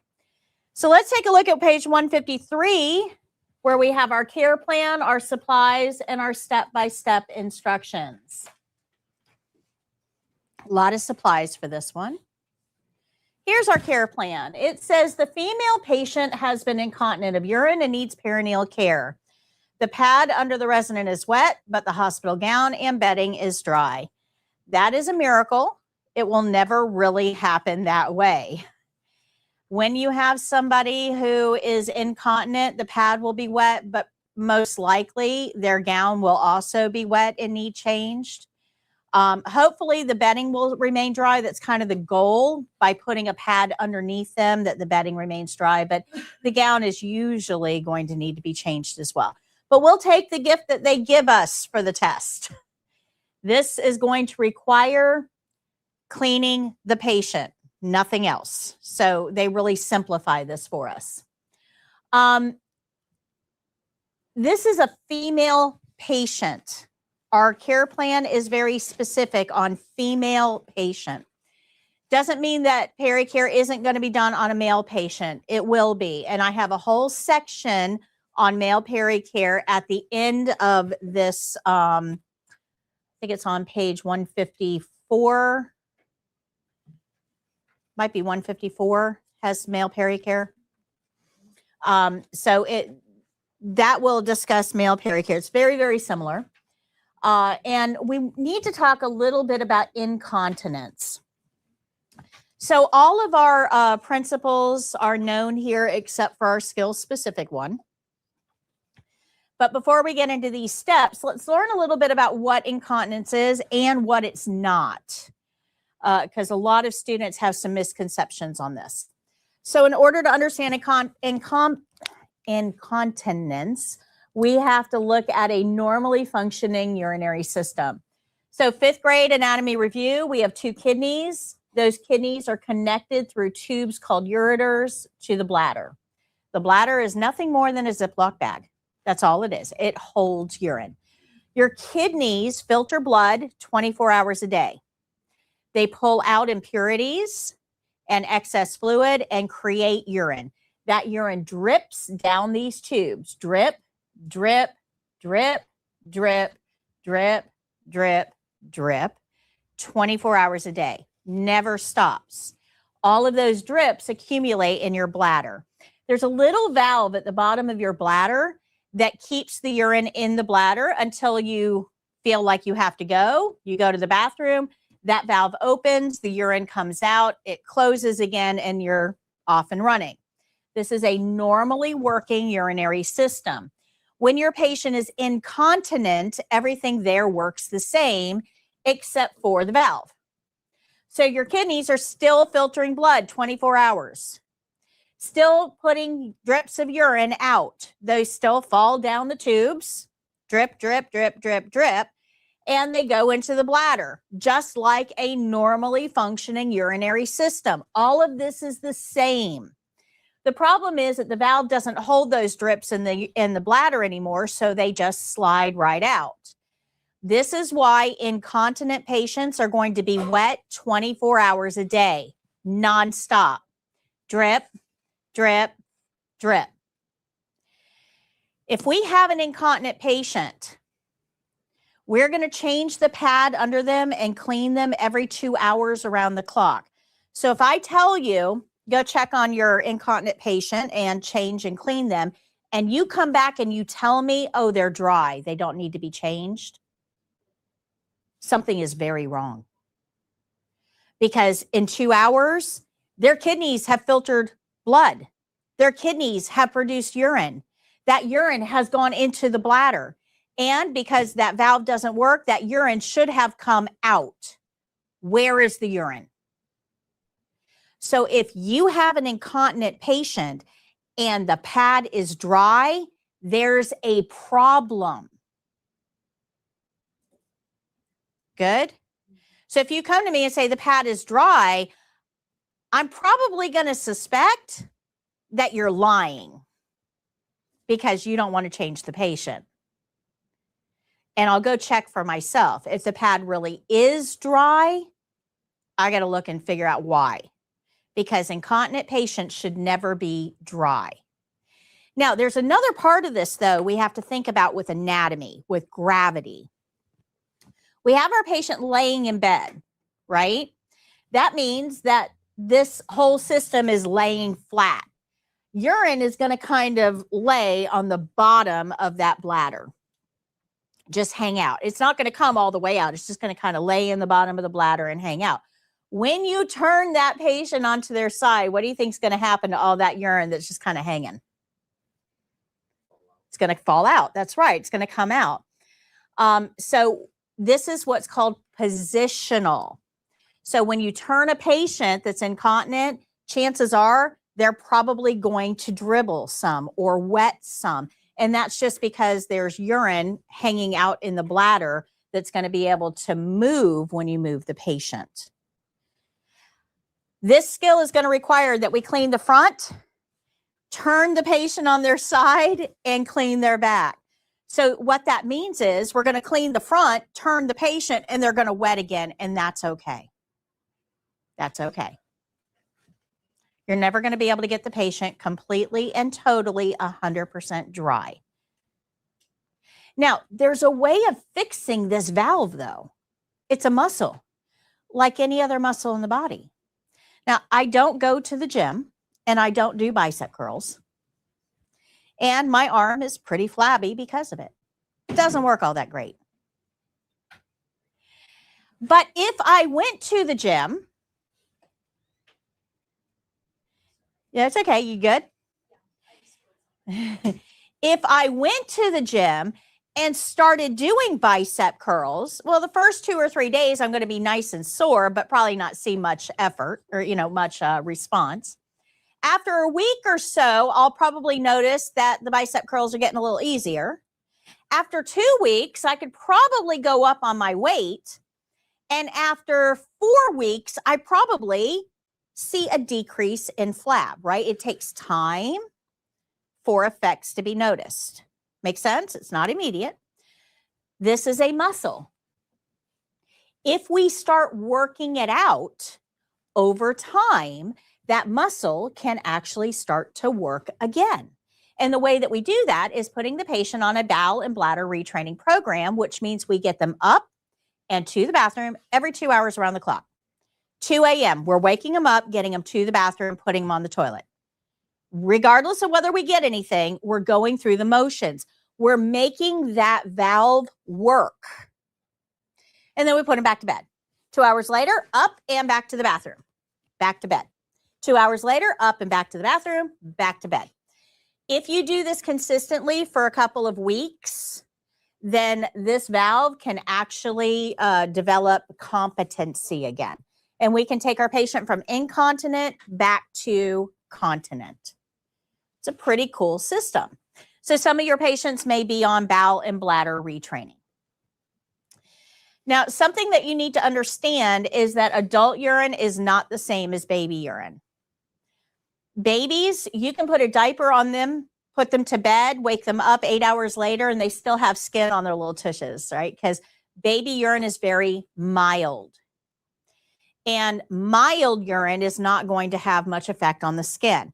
Now, our acidity in our urine is based entirely on the foods that we eat and the drinks that we drink. And as adults, we like things with acid in them. They taste good. Things like Coke. That tastes really good. It has a lot of acid, but we also eat a lot of foods with acid in them. That excess acid is going to be shed from your body through your urine. So adult urine is very acidic. What do you think happens when you put acid right up next to the skin? Yeah, it eats the skin. Absolutely. You can get burns, acid burns. So putting a baby to bed for 8 hours, that urine is not going to affect their skin in most cases. Putting an adult in an adult brief to bed for 8 hours and leaving them, when they wake up the next morning, they probably will have skin issues. Rashes, burns, infections, flat out breakdowns, not good. So when we have an adult patient who is unable to control the flow of urine, they must be cleaned and changed every 2 hours around the clock. Yes, I know they're going to be wet right after. That's not the point. The point is to remove that old acidic urine because it actually increases acidity when it mixes with the air. Good? Make sense? Let's talk about adult briefs. We do not call these diapers. These are not children. Just like we don't call them bibs, we don't call these diapers. These are not babies. We will call them adult briefs or depends, but not diapers. They have a problem. They hold in moisture right up against the skin. They hold in body heat and they block out light. So we end up with warm, dark, moist, which we know is not a good environment. So adult briefs are good when your patient is out of bed, when they've got things to do and places to go, because nobody wants to wet themselves. That's a dignity issue. So these are okay when your patient's out of bed. Clean them and change them every 2 hours around the clock. That never changes. But when your patient is in bed, there is a better way. A lot of your patients will be open to air.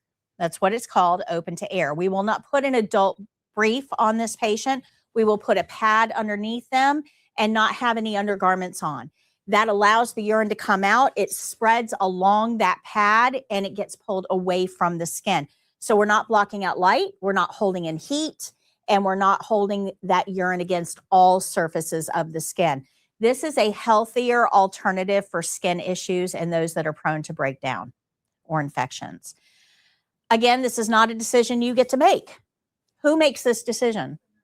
The nurse. That's right. We follow directions.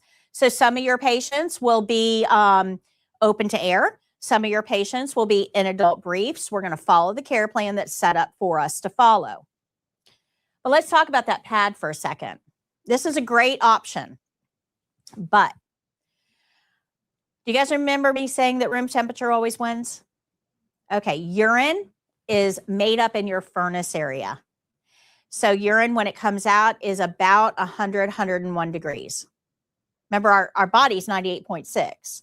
Urine's just a little bit warmer than that. So 100, 101 degrees. That sounds warm to us, but it's not much warmer than your body, okay? So 100, 101 degrees. It spreads out over that pad and it hits 75-degree air. It's going to cool down. It's going to cool down fast. What do you think that pad is going to feel like to your patient? Cold, wet, probably a little slimy, gross. Yeah, if you were laying on that pad, what's the first thing you'd want done? Change. That's right. So when we have a patient that is open to air, we have to think about the effects on the patient. It's healthier for their skin, but it may be psychologically or physically uncomfortable, the temperature change. So we're going to change that pad before we get started. That's our first thing. Get them on a dry pad, make them comfortable. But now we've got a dirty butt on a clean pad. So we're going to clean our patient up. And then before we leave, what do you think we need to do again? Change the pad again. So we change the pad before we clean, and then we change the pad after we clean. So we have a clean body on a clean pad for the next 2 hours. Good? You guys remember this? Leaves method. This is a wet body opening. So we are going to use that leaves method just like we did for partial bed bath. We are going to use a different leaf for each stroke on our wet body openings. And in this case, we're going to clean both the front and the back of the patient. So that means for all washing and rinsing, we're going to use a different leaf for every part of that. Where with partial bed bath, we just change the leaves on the face and just use the regular washcloth for the rest. This, we're going to use the leaves method to wash the front, to rinse the front, to wash the back, to rinse the back. Good? To change a chucks out from under a patient, we know how to do this already. Clean rolls toward me, dirty rolls away. We already know how to do this. The same thing that we did for sheets, anything that goes under the patient gets put on and taken off the same way. Clean rolls toward me, dirty rolls away. Nothing new to learn there. So we'll change that pad first, and then we're going to wash. Now, when we wash, we're going to take our washcloth, remember our square, right? We fold it in half, and then we fold it in half again, and we're going to soap 5 corners. So soap, fold, soap, fold, soap, fold, soap, fold, soap. Good. I'm going to hold it in my hand with the leaves pointed up, 2 sides tucked in. I'm going to retract her slightly. So I would have gloves on. This is a wet body opening and personal skin. So I'm going to put my hand at the top of her peri area here, the palm of my hand, and I'm just going to open slightly so I can get down the middle. I'm going to take my washcloth and go top to bottom down the inside middle, come away, and fold that over. Be very careful. Don't go down and then back up. This is a one-way trip only. So we start at the top, we move down, and then we come away. Fold that over. Now I'm going to wash the outside, down one side, top to bottom, move away, fold over. I'm going to wash down the outside, other side, top to bottom, pull away, fold over. And then this area, the crease between the leg and the groin, start at the top, go right down the crease, top to bottom, move away, fold over. And then I'll clean this crease, top to bottom, and I'm done washing. I'm going to set this aside on an empty area of my barrier. Whatever I wash, I rinse the exact same way. So I get a new clean washcloth, wring it out really well, hold it in my hand with the leaves pointed up. I'm going to hold her open and rinse top to bottom inside. Fold that over. Top to bottom down the outside, fold that over. Top to bottom down this outside, fold that over. Top to bottom down the skin fold, fold that over. Top to bottom down that skin fold. Set that aside. So we've washed and we've rinsed. What's next? Dry. So we're going to dry, take our towel, fold it over our hands so we have control, and just pat dry top to bottom. Do I go back up? Top to bottom. Always, always move top to bottom. Never move your washcloth back up. That's how we prevent infections. Okay, so inner labia, outer labia, and then your skin folds. Never move back up. Now we're going to scoot our patient toward us, roll them on their side. Where should they be after the roll? Middle of the bed. We've got them covered with a privacy blanket. We're going to put, make sure our chucks is under the area that we're working on. And then we're going to wash the backside. We're going to take washcloth number 3 out of our water. We're going to wring it out really, really well. And we're going to soap 4 corners this time. So front gets 5, back gets 4. So soap, fold, soap, fold, soap, fold, soap, fold. Now I can wash. I'm going to wash up the center crease first. That's all the urine's going to, it's a riverbed. All the urine runs right up the center. So from the rectal opening, up the center. Fold that over. I'm going to wash one cheek, up, over, and around. Fold that over. I'm going to wash the other cheek, down, over, around. Fold that over. And the fourth one, I'm going to go right up the middle again, because remember, that's where the majority of your urine's going to go. This was used for washing. I'm going to set it on my barrier, unused area. I'm going to get washcloth number 4 out of my basin. I'm going to wring it out really well, and we're going to rinse all of those areas the exact same way. So I'm going to hold it in my hand. We're going to go up the middle, fold that over.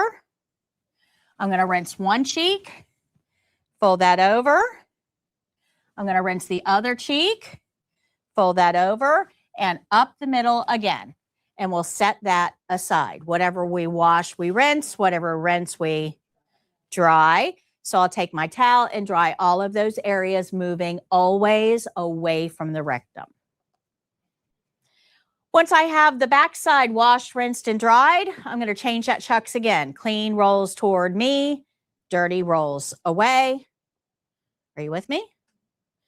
And then I just clean up and do my closing. There's nothing here that's new. It's all a reuse of a principle we've already learned. Okay? So the hard part of this skill is you guys emotionally getting used to what you're doing. But let me tell you something about the patient with this particular skill. This patient has had Peri-Care done a lot before you ever got there.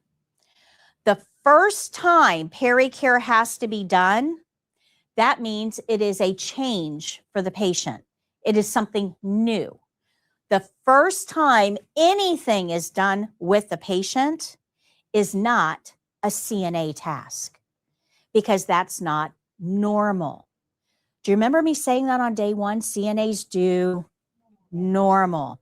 The first time a task is done, it's not normal for the patient. So who has to do not normal? The nurse. So that's not us. So by the time you get in there to do Peri-Care, your patients had it done before. They are not nearly as uncomfortable with this skill as you are. You're like, I gotta clean, you know, right? You're like, they're not gonna want me there. I don't know what I'm doing. I'm uncomfortable here. And your patient's like, just get it done. I got bingo. Let's go.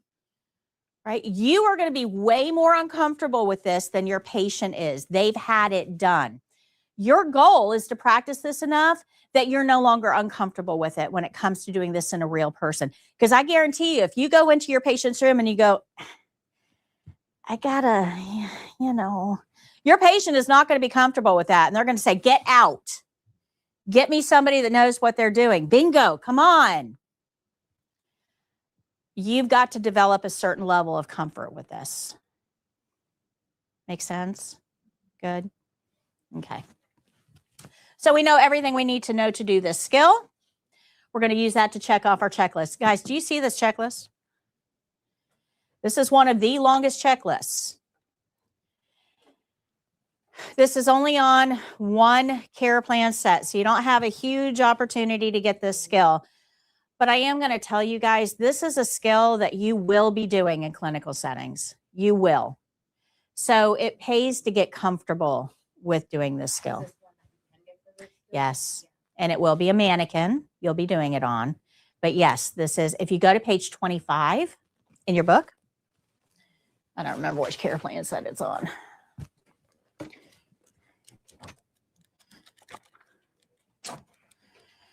If you look on page 25, catheter care, dress, bedpan. Second row, second one. Okay, right in the middle. Yep, right smack in the middle. The very last skill is provide perineal care to an incontinent patient. That's the only care plan that this skill is on, but it is one of the 11. So you have a chance of getting this one. But if you notice the skills that go with it, pulse and range of motion, 2 super short skills. So it's not too terribly bad. Good? These on this page are the actual combinations. It's the actual combinations for the state exam. Yeah, you will get one of those 11, you're going to get. Not a variation. You will get one of those 11.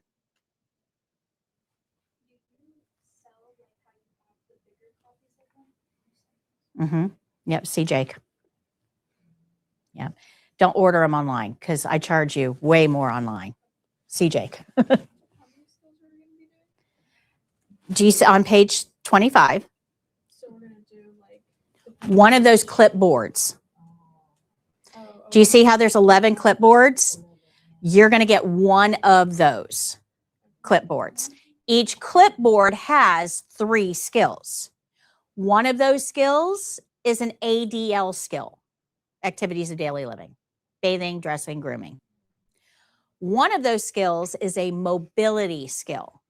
So wheelchair, ambulate, range of motion, side lying position.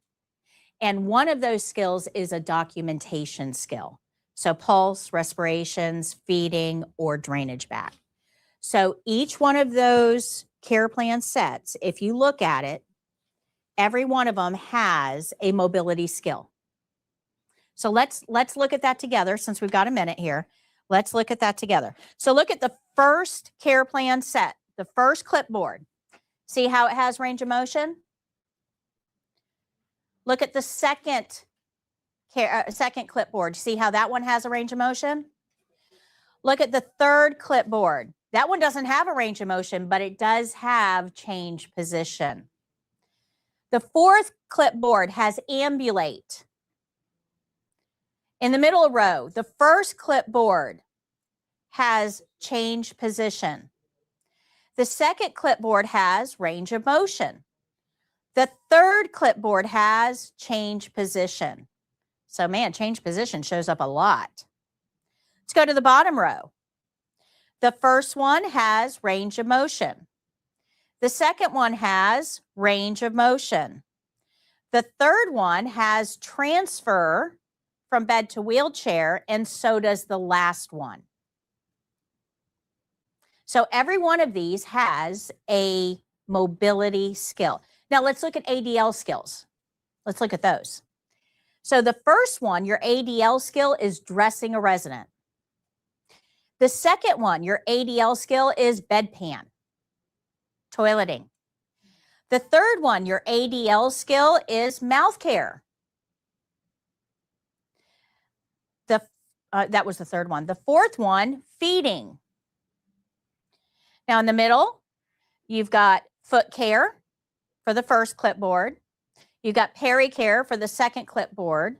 And you've got occupied bed for the third clipboard. Making a bed is an ADL skill.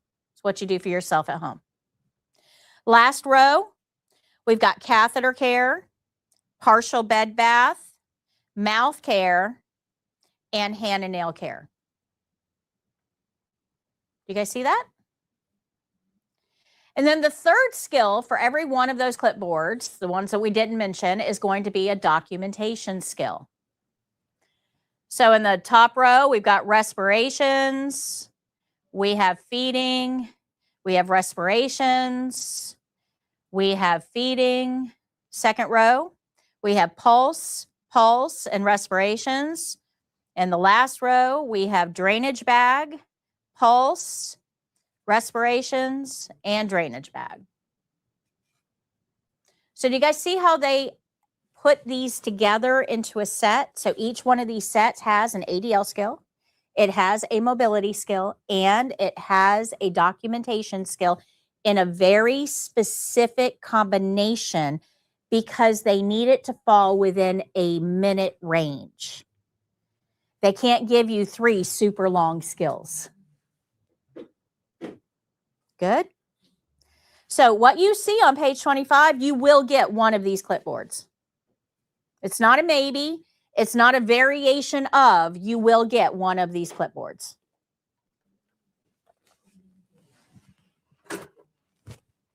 Good. All right, so let's check off this checklist. So you were asking about these, right? On the back side of these are the actual checklists that you're being graded on for each skill. So if you look at, where is it? I know Peri-Care is on here. I just got to find it. Hold on. There it is. All right, so this is the clipboard for Peri-Care down here. This is your checklist. It's the same thing that you have up here. Exactly the same.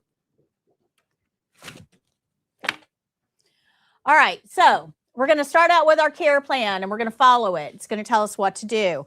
We're going to do our opening. Knock, knock, knock. Hi, Ms. Jones. My name is Patty. I'm your CNA today, and I'm here to Do Peri-Care. And you can put this in any word you want. If you're nervous on the test, you can say, I'm here to provide perineal care to an incontinent patient. It helps if you make it a little more natural. I'm here to do Peri-Care. I'm here to clean you down below. I'm here to do some personal care on you. However you want to put it is fine, but keep it professional. Don't say I'm here to clean your hoo-ha, right? We don't want to do that. We want to keep it professional because that's the role that we're in. But you can put it in your own words. We're going to get consent. Now, what if we're dealing with a dementia patient that can't give consent? Well, we're still going to involve them in the process. Just because they can't give consent doesn't mean that we're going to treat them like a lump of flesh that we don't care about. So if we have a dementia patient, I'm not going to say, is that okay? I'm going to say, I need to do Peri-Care. Would you like it now or after we brush our teeth? I'm going to give a limited choice. Okay. In some cases, your care plan will indicate that we don't provide choices. Patients with dementia can't really consent any longer. That's why they're deemed incompetent. By the way, when you deem somebody incompetent, that has to go through a court. That has to be a medical decision. That's not a CNA decision. You can't say, well, this patient doesn't know any better, so I'm just not gonna. It doesn't work like that. That's like me walking outside and deciding some random stranger out there can't say no to me hitting them over the head, right? That has nothing to do with anything, right? You don't have that authority. So when a patient has gone through that process and is deemed of having dementia and no longer able to consent, those are two different things. Having dementia, you can have somebody with dementia that can still consent. Early stage. Just because you have dementia doesn't mean that you're not able to understand what's being done to you. But if your patient's gone through the process and they've had their rights removed because of safety and they're no longer able to consent, which means they're deemed incompetent, then your care plan would indicate that, and we would not have to do the consent part of this. But a lot of CNAs think that removes their need to communicate with the patient. That is the furthest thing from the truth. And let me explain this really quickly, because I haven't gone over this with you guys. I want you to imagine, everybody in here speak English, right? I want you to imagine for just a moment. Do I have anybody in here that speaks Russian fluently? Anybody speak Russian fluently? No? No? Okay. I want you to imagine that you wake up tomorrow morning and you don't recognize a thing. There is nothing around you that is yours. You just open up your eyes and you are in a strange place. You don't recognize a thing. And everybody around you is talking Russian. And they're telling you things. They're yelling at you. They're putting their hands on you. And now they're taking your clothes off. How are you going to react? Oh, yeah. You are now in fight or flight mode. You are scared to death. There are strangers that you don't understand taking your clothes off. Is there any good reason for that? There's not a friendly face around. You don't know where you are. You don't know why this is happening to you. You are in total shock and you are being undressed. You are likely to become combative because you are sure that whatever they got planned for you is not something that you want to be involved in. That is the experience that your dementia patient has every time they open their eyes. Every time. They are in a strange place that they don't recognize. They are surrounded by strange people speaking a language they don't know. And now they're taking their clothes off. Do you think that they are willing to wait to find out what this is about? So just because you can't get consent from your patients with dementia doesn't mean that you aren't going to involve them in their care. It is actually more important with those patients, way more important, that you evaluate your approach. Because if I come up to this patient in a hurry and I just start pulling stuff off and just completely ignoring the fact that this is a real life person, this isn't going to go well for either one of us. And then I'm going to label her non-compliant because she's fighting me. She's fighting me for a reason. That's way different than if I come up and I'm very calm and gentle and Miss Jones, I need to do some personal care. And I make sure that I cover her. And all I'm doing is exposing the areas that I need to wash. I'm protecting her dignity. I'm moving slow. My speech is unhurried. My voice is calm. I'm giving her attention. That is way different. And this patient is going to be much more likely to be compliant. Dementia patients often become non-compliant because of us, not because of them. Because we don't see where they're at. We don't meet them where they're at. So the next time you're working with a dementia patient and they start to get very agitated, take a step back, look around, and try to figure out how you can normalize the environment. Because that's most of the time what your patient is reacting to. Okay, does that make sense? Good. So just because a patient has dementia does not absolve you of your responsibility for communication. It actually ups the ante for communication. Good. So opening, very important. Very important, even with dementia patients. We're going to wear gloves because we're in a wet body opening and personal skin. We're going to use a barrier on our table and on the bed. We're going to use a privacy blanket to help protect their privacy. You only want to expose what we're working on. Way different. If I pull this sheet down, pull her gown up, and expose her to the whole world and internet and everything else, she's going to feel uncomfortable even though she's a mannequin. And we're all going to feel uncomfortable for her, right? But if I put a privacy blanket on and I only expose the area that I'm working on and I put a towel over her legs so we're completely obscuring everything but that area that we're working on, that's different. And it's going to feel different to our patient as well.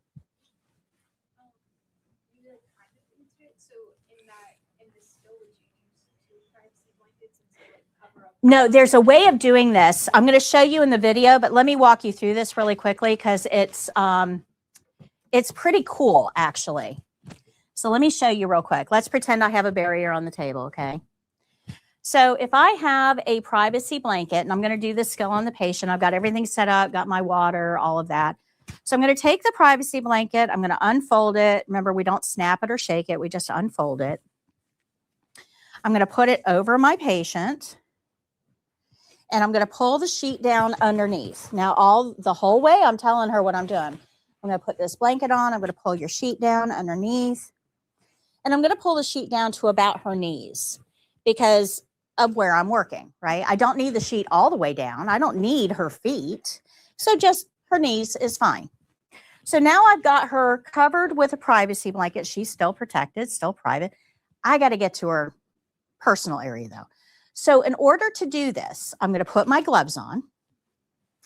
I'm going to take the blanket. Now, there's a gown right under this blanket. So what I'm going to do is roll this underneath, but I'm going to grab the gown as I do it. So I'm going to roll the gown inside the blanket like this and expose her. But she's way too exposed still.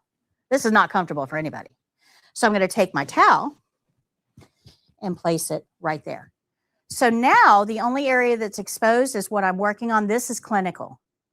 This is uncomfortable. Do you see the difference? Okay, so now, oops, let me put her back. Hold on, Ms. Jones. I know. It's all right. So we're going to roll the gown and the blanket together. And the reason that I'm doing that is not so much for the rolling, it's for the unrolling. Because when I'm all done, I've got her all cleaned up. I need to bring her gown back down. Where have my hands been? Right? I've got soil gloves. So I'm going to unroll. And when I unroll, I'm unrolling that gown without having to touch it. I've only touched the outside of this. Then I'm going to take the blanket or the towel. We're going to put it on the barrier just for a minute. I'm going to scoot the patient toward me, only touching the outside of the blanket, not the patient, because my gloves are icky. I'm going to turn her on her side. The evaluator is going to reach over and hold the mannequin for us. Thank you. Okay. And no, it's okay. It's all right. And now she's still covered. Okay. It would be very uncomfortable for my patient if I turned her like this. There's no need for her to be undressed here. Okay. So that's why we cover her back up and then scoot her toward us and roll her on her side to clean her backside. She's covered. Got it? Make sense? Okay. So privacy really does count here. The best way to think about it is, how exposed would you want to be and for how long? How exposed would you want to be and for how long? Right? I want to be as little exposed as possible for as little time as possible. And if you kind of think about it from your patient's point of view, all of this will take care of itself. Good? All right, so we're going to use our linen rolls. Don't hold them against you. Don't put them on the floor. Scoot and roll. Patient should be in the middle of the bed. Washing rules apply. We're going to clean our basin the way we clean all basins. And we're going to use our skill-specific steps. But guys, there's not very many. You know that a lot of the other skills that we've done lately, it's like half of them are skill-specific steps. This one, that's it. 4. That's it.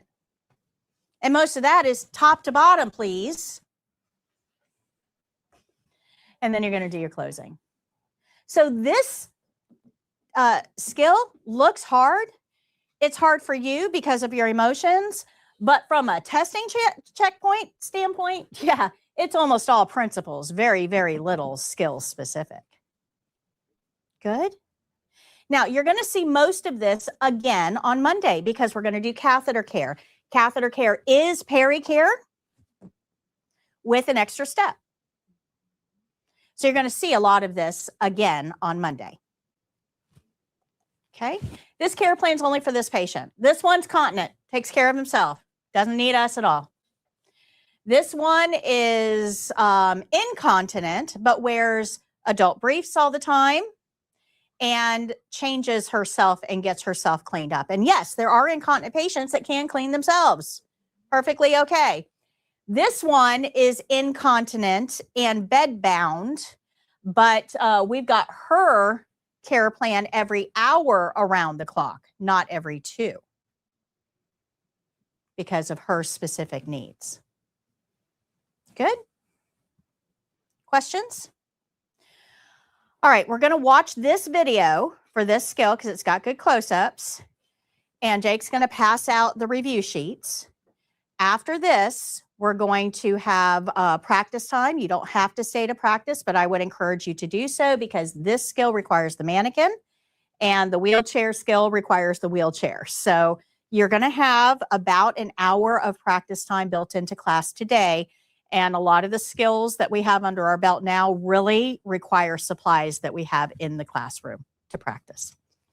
All right. Okay.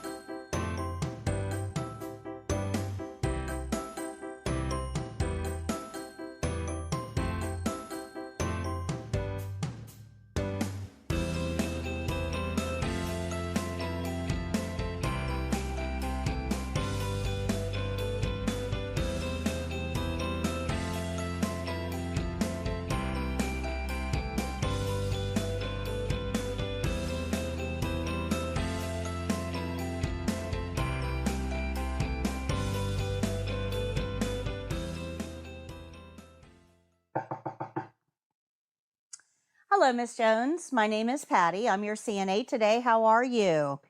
Wonderful. I need to perform Peri-Care. Is that okay? I'm going to close your curtain, wash my hands, get my supplies. I'll be right back.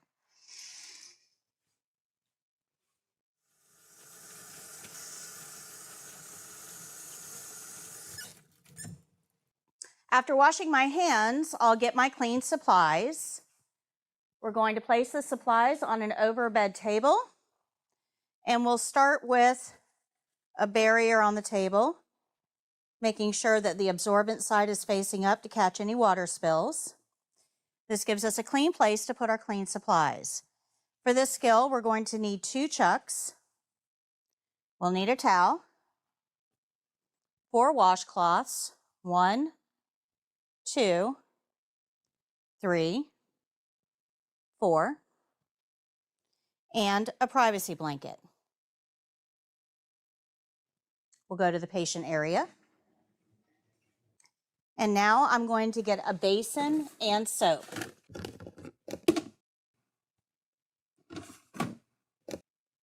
We'll place this on the overbed table. And I need a set of gloves.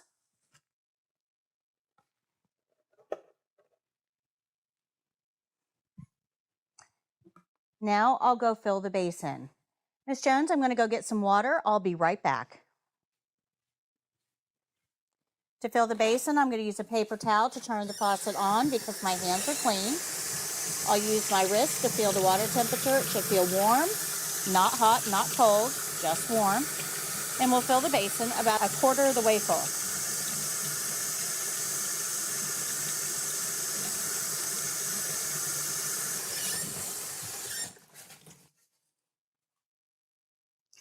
Mrs. Jones, would you like to check the water temperature? It's good? Wonderful. I'm going to set this on the barrier.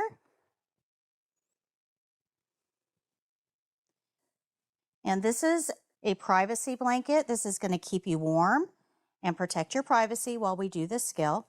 I'm just going to stretch it out over your sheet.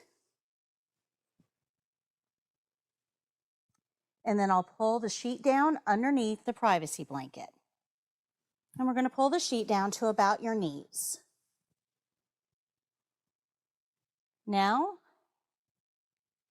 I'm going to prepare my chucks. I'll unfold them, hold them up lengthwise, and I'm going to roll it toward me. Clean rolls toward me. All the way to the end. I'll put this on the barrier and do the same with the second. I'm going to open it up. Hold it up lengthwise with the absorbent side facing me and roll it all the way to the end. Clean rolls toward me. We'll set that on the barrier as well. Now I can put my gloves on.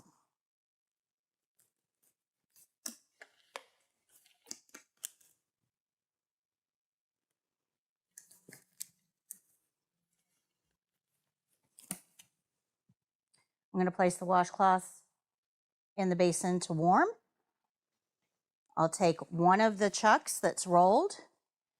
I'm going to lay it up next to the patient under the soiled chucks. And Miss Jones, if I can have you scoot toward me, please. And we're going to roll up on your right side so I can change the chucks under you. I'll help you roll. Okay, now that you're on your side, I'm going to take the soiled chucks and roll it in. Clean rolls toward me, dirty rolls away. I want to roll it so that the absorbent side is on the inside and the waterproof side is facing up. I'm only going to touch the waterproof side, and I'm going to tuck it underneath the patient's hip. I'll unroll the clean chucks and tuck it underneath the patient's bottom area, under the dirty. Okay, Miss Jones, come on back. Thank you. And if you can scoot to the middle of the bed. Thank you. I'm going to go around to the other side. Go ahead and scoot toward me. Thank you. And roll up on your left side. 1, 2, 3. And I will remove that chucks, the soiled one, and smooth out the clean. We'll fold this up and we're going to throw this directly into the trash can. Okay, Ms. Jones, can you scoot back to the center of the bed, please? Thank you. I'm going to expose you now. I'll make this as brief as possible. Please let me know if you're uncomfortable in any way. I'm going to roll the gown inside the privacy blanket, and this will expose the peri area. And then I'm going to use a towel over the upper thighs to keep all of that area dry. Now we're ready to clean. I'll take the first washcloth, wring it out, and soap 5 corners. We're going to use the leaves method, meaning the free ends are at the top of the diamond shape. I'll spray the first leaf, fold it over, spray the second leaf, fold it over, spray the third leaf, fold it over, spray the fourth leaf, fold it over, and the back. I'll set that aside. Now I'm going to clean the peri area. I'll hold the washcloth in my hand in a diamond shape, tucking in the 2 side corners, making sure I have control over the leaves and they're at the top so that we can minimize cross-contamination. Okay, Ms. Jones, I'm going to start cleaning you now. I have to hold you open just a little bit, but let me know if it gets uncomfortable. So I'll take the heel of my hand at the top of the peri area, retract slightly, and spread her open a little bit. And I'm going to clean right down the inside middle, top to bottom, one direction only. Once I reach the bottom, we'll move away and fold that leaf over. I'm going to clean the outside peri area, top to bottom. Fold that leaf over. The other side, top to bottom, making sure I don't ever move back up. Fold that leaf over. The fourth leaf will go right down that skin fold, the crease between the thigh and the groin. We'll fold that over, and then we'll clean this skin fold, top to bottom, and we'll set that aside. Whatever we wash, we rinse. So I'll wring out my washcloth using that same leaves method, tucking in the 2 side corners. I'm going to retract the labia and clean top to bottom. Down the center, fold that leaf over. The second leaf will clean the outside of the peri area, top to bottom.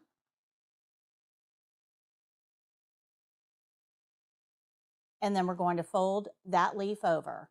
The third leaf will clean the outside of the peri area on this side, top to bottom. I'll fold that leaf over. The fourth leaf will clean the crease, top to bottom. I'll fold that leaf over, and then we're going to clean this crease, top to bottom. And now we'll dry.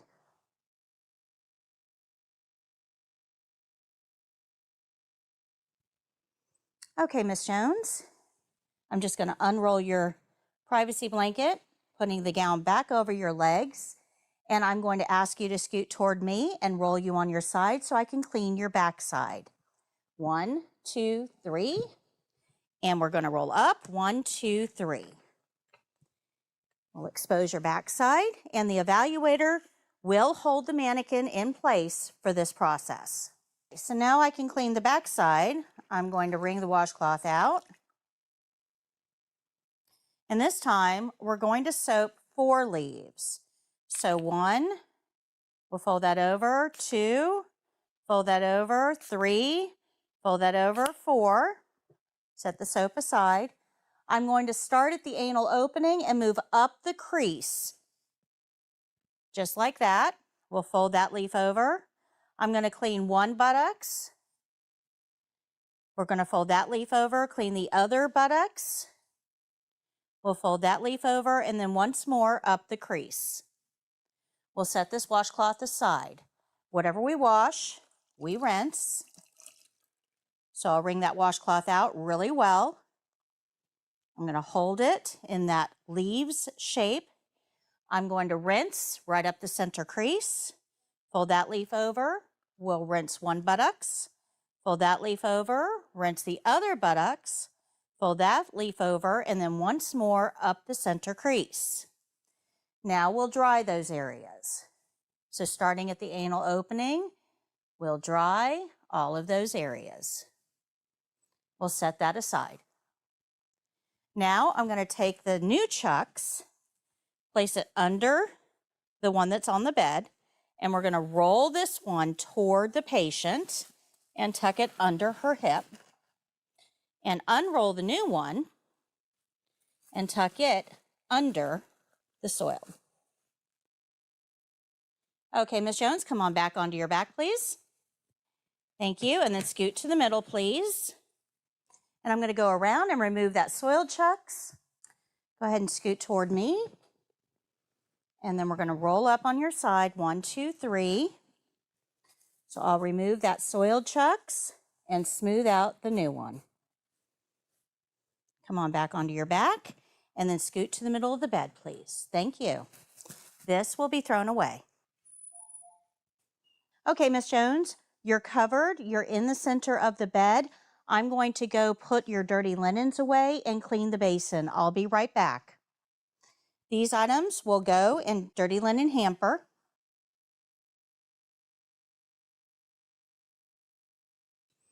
And I'll clean the basin the same way we clean all basins. We're going to dispose of the water into the sink, rinse the basin, dispose of the rinse water into the sink, set it down, disinfect it per facility policy, use a paper towel to pick it up, paper towel to dry the inside, throw that away, paper towel to dry the outside, throw that away, and one for the drawer. On the way, we'll pick up the soap, place it in the basin, use the paper towel to open the middle drawer, pick up the lotion and put it in the basin, and then store the basin in the drawer. We'll close it with a paper towel and then throw those paper towels away. We'll dispose of the barrier that's on the table, and then remove my gloves.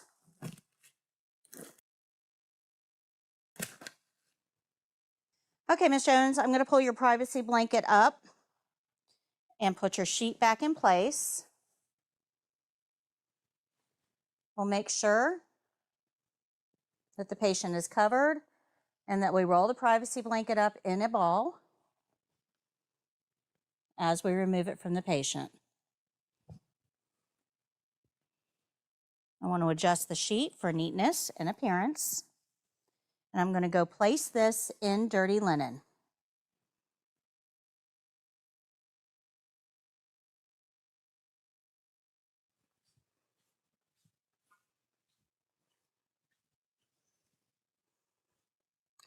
Okay, Ms. Jones, are you comfortable? Is there anything else I can get for you while I'm here? Would you like a magazine? No?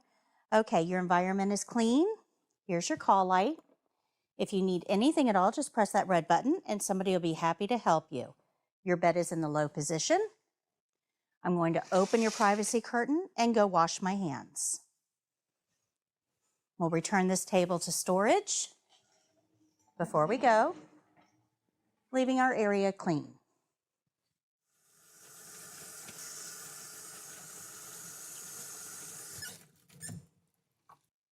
After washing my hands, I'll review the care plan, make any corrections, and tell the evaluator my skill is done.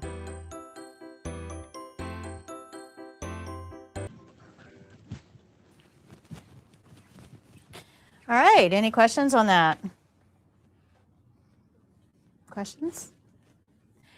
Okay, remember that we do have the practice kit available that has everything you need to practice. Has the gait belt, the basins, the chucks, the bedpan, which we're going to get to on Monday, the graduate kit, everything that you need to practice is in this kit except for mannequin and linens. You don't have those. Although we do include a privacy blanket.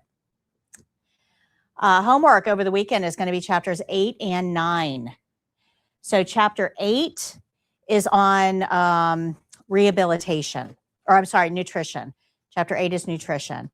You may want to make some flashcards for the different diets because because we do need to understand different medical diets. There's only, I think, 6 or 8. There's not very many. And chapter 9 is on rehabilitation. That chapter, you do need to know different patient positions, supine, prone, Fowler's, Sims. So make sure that you're paying attention to that. And remember that you'll get an after-class wrap-up email. And Jake has already passed out your review sheets to you. So that will conclude today. The rest of the class will be practice. Those of you that tuned in online, thank you so much. We have one more week to go, 2 classes. Monday will be class 7. Tuesday is the game show. Wednesday is graduation. Make sure you stay tuned for graduation because I will actually give you a way to answer that pesky question. Tell me a little bit about yourself. And you'll be able to ace any interview using a formula. So stay tuned for that. I'll see you next week. Happy caregiving. Bye.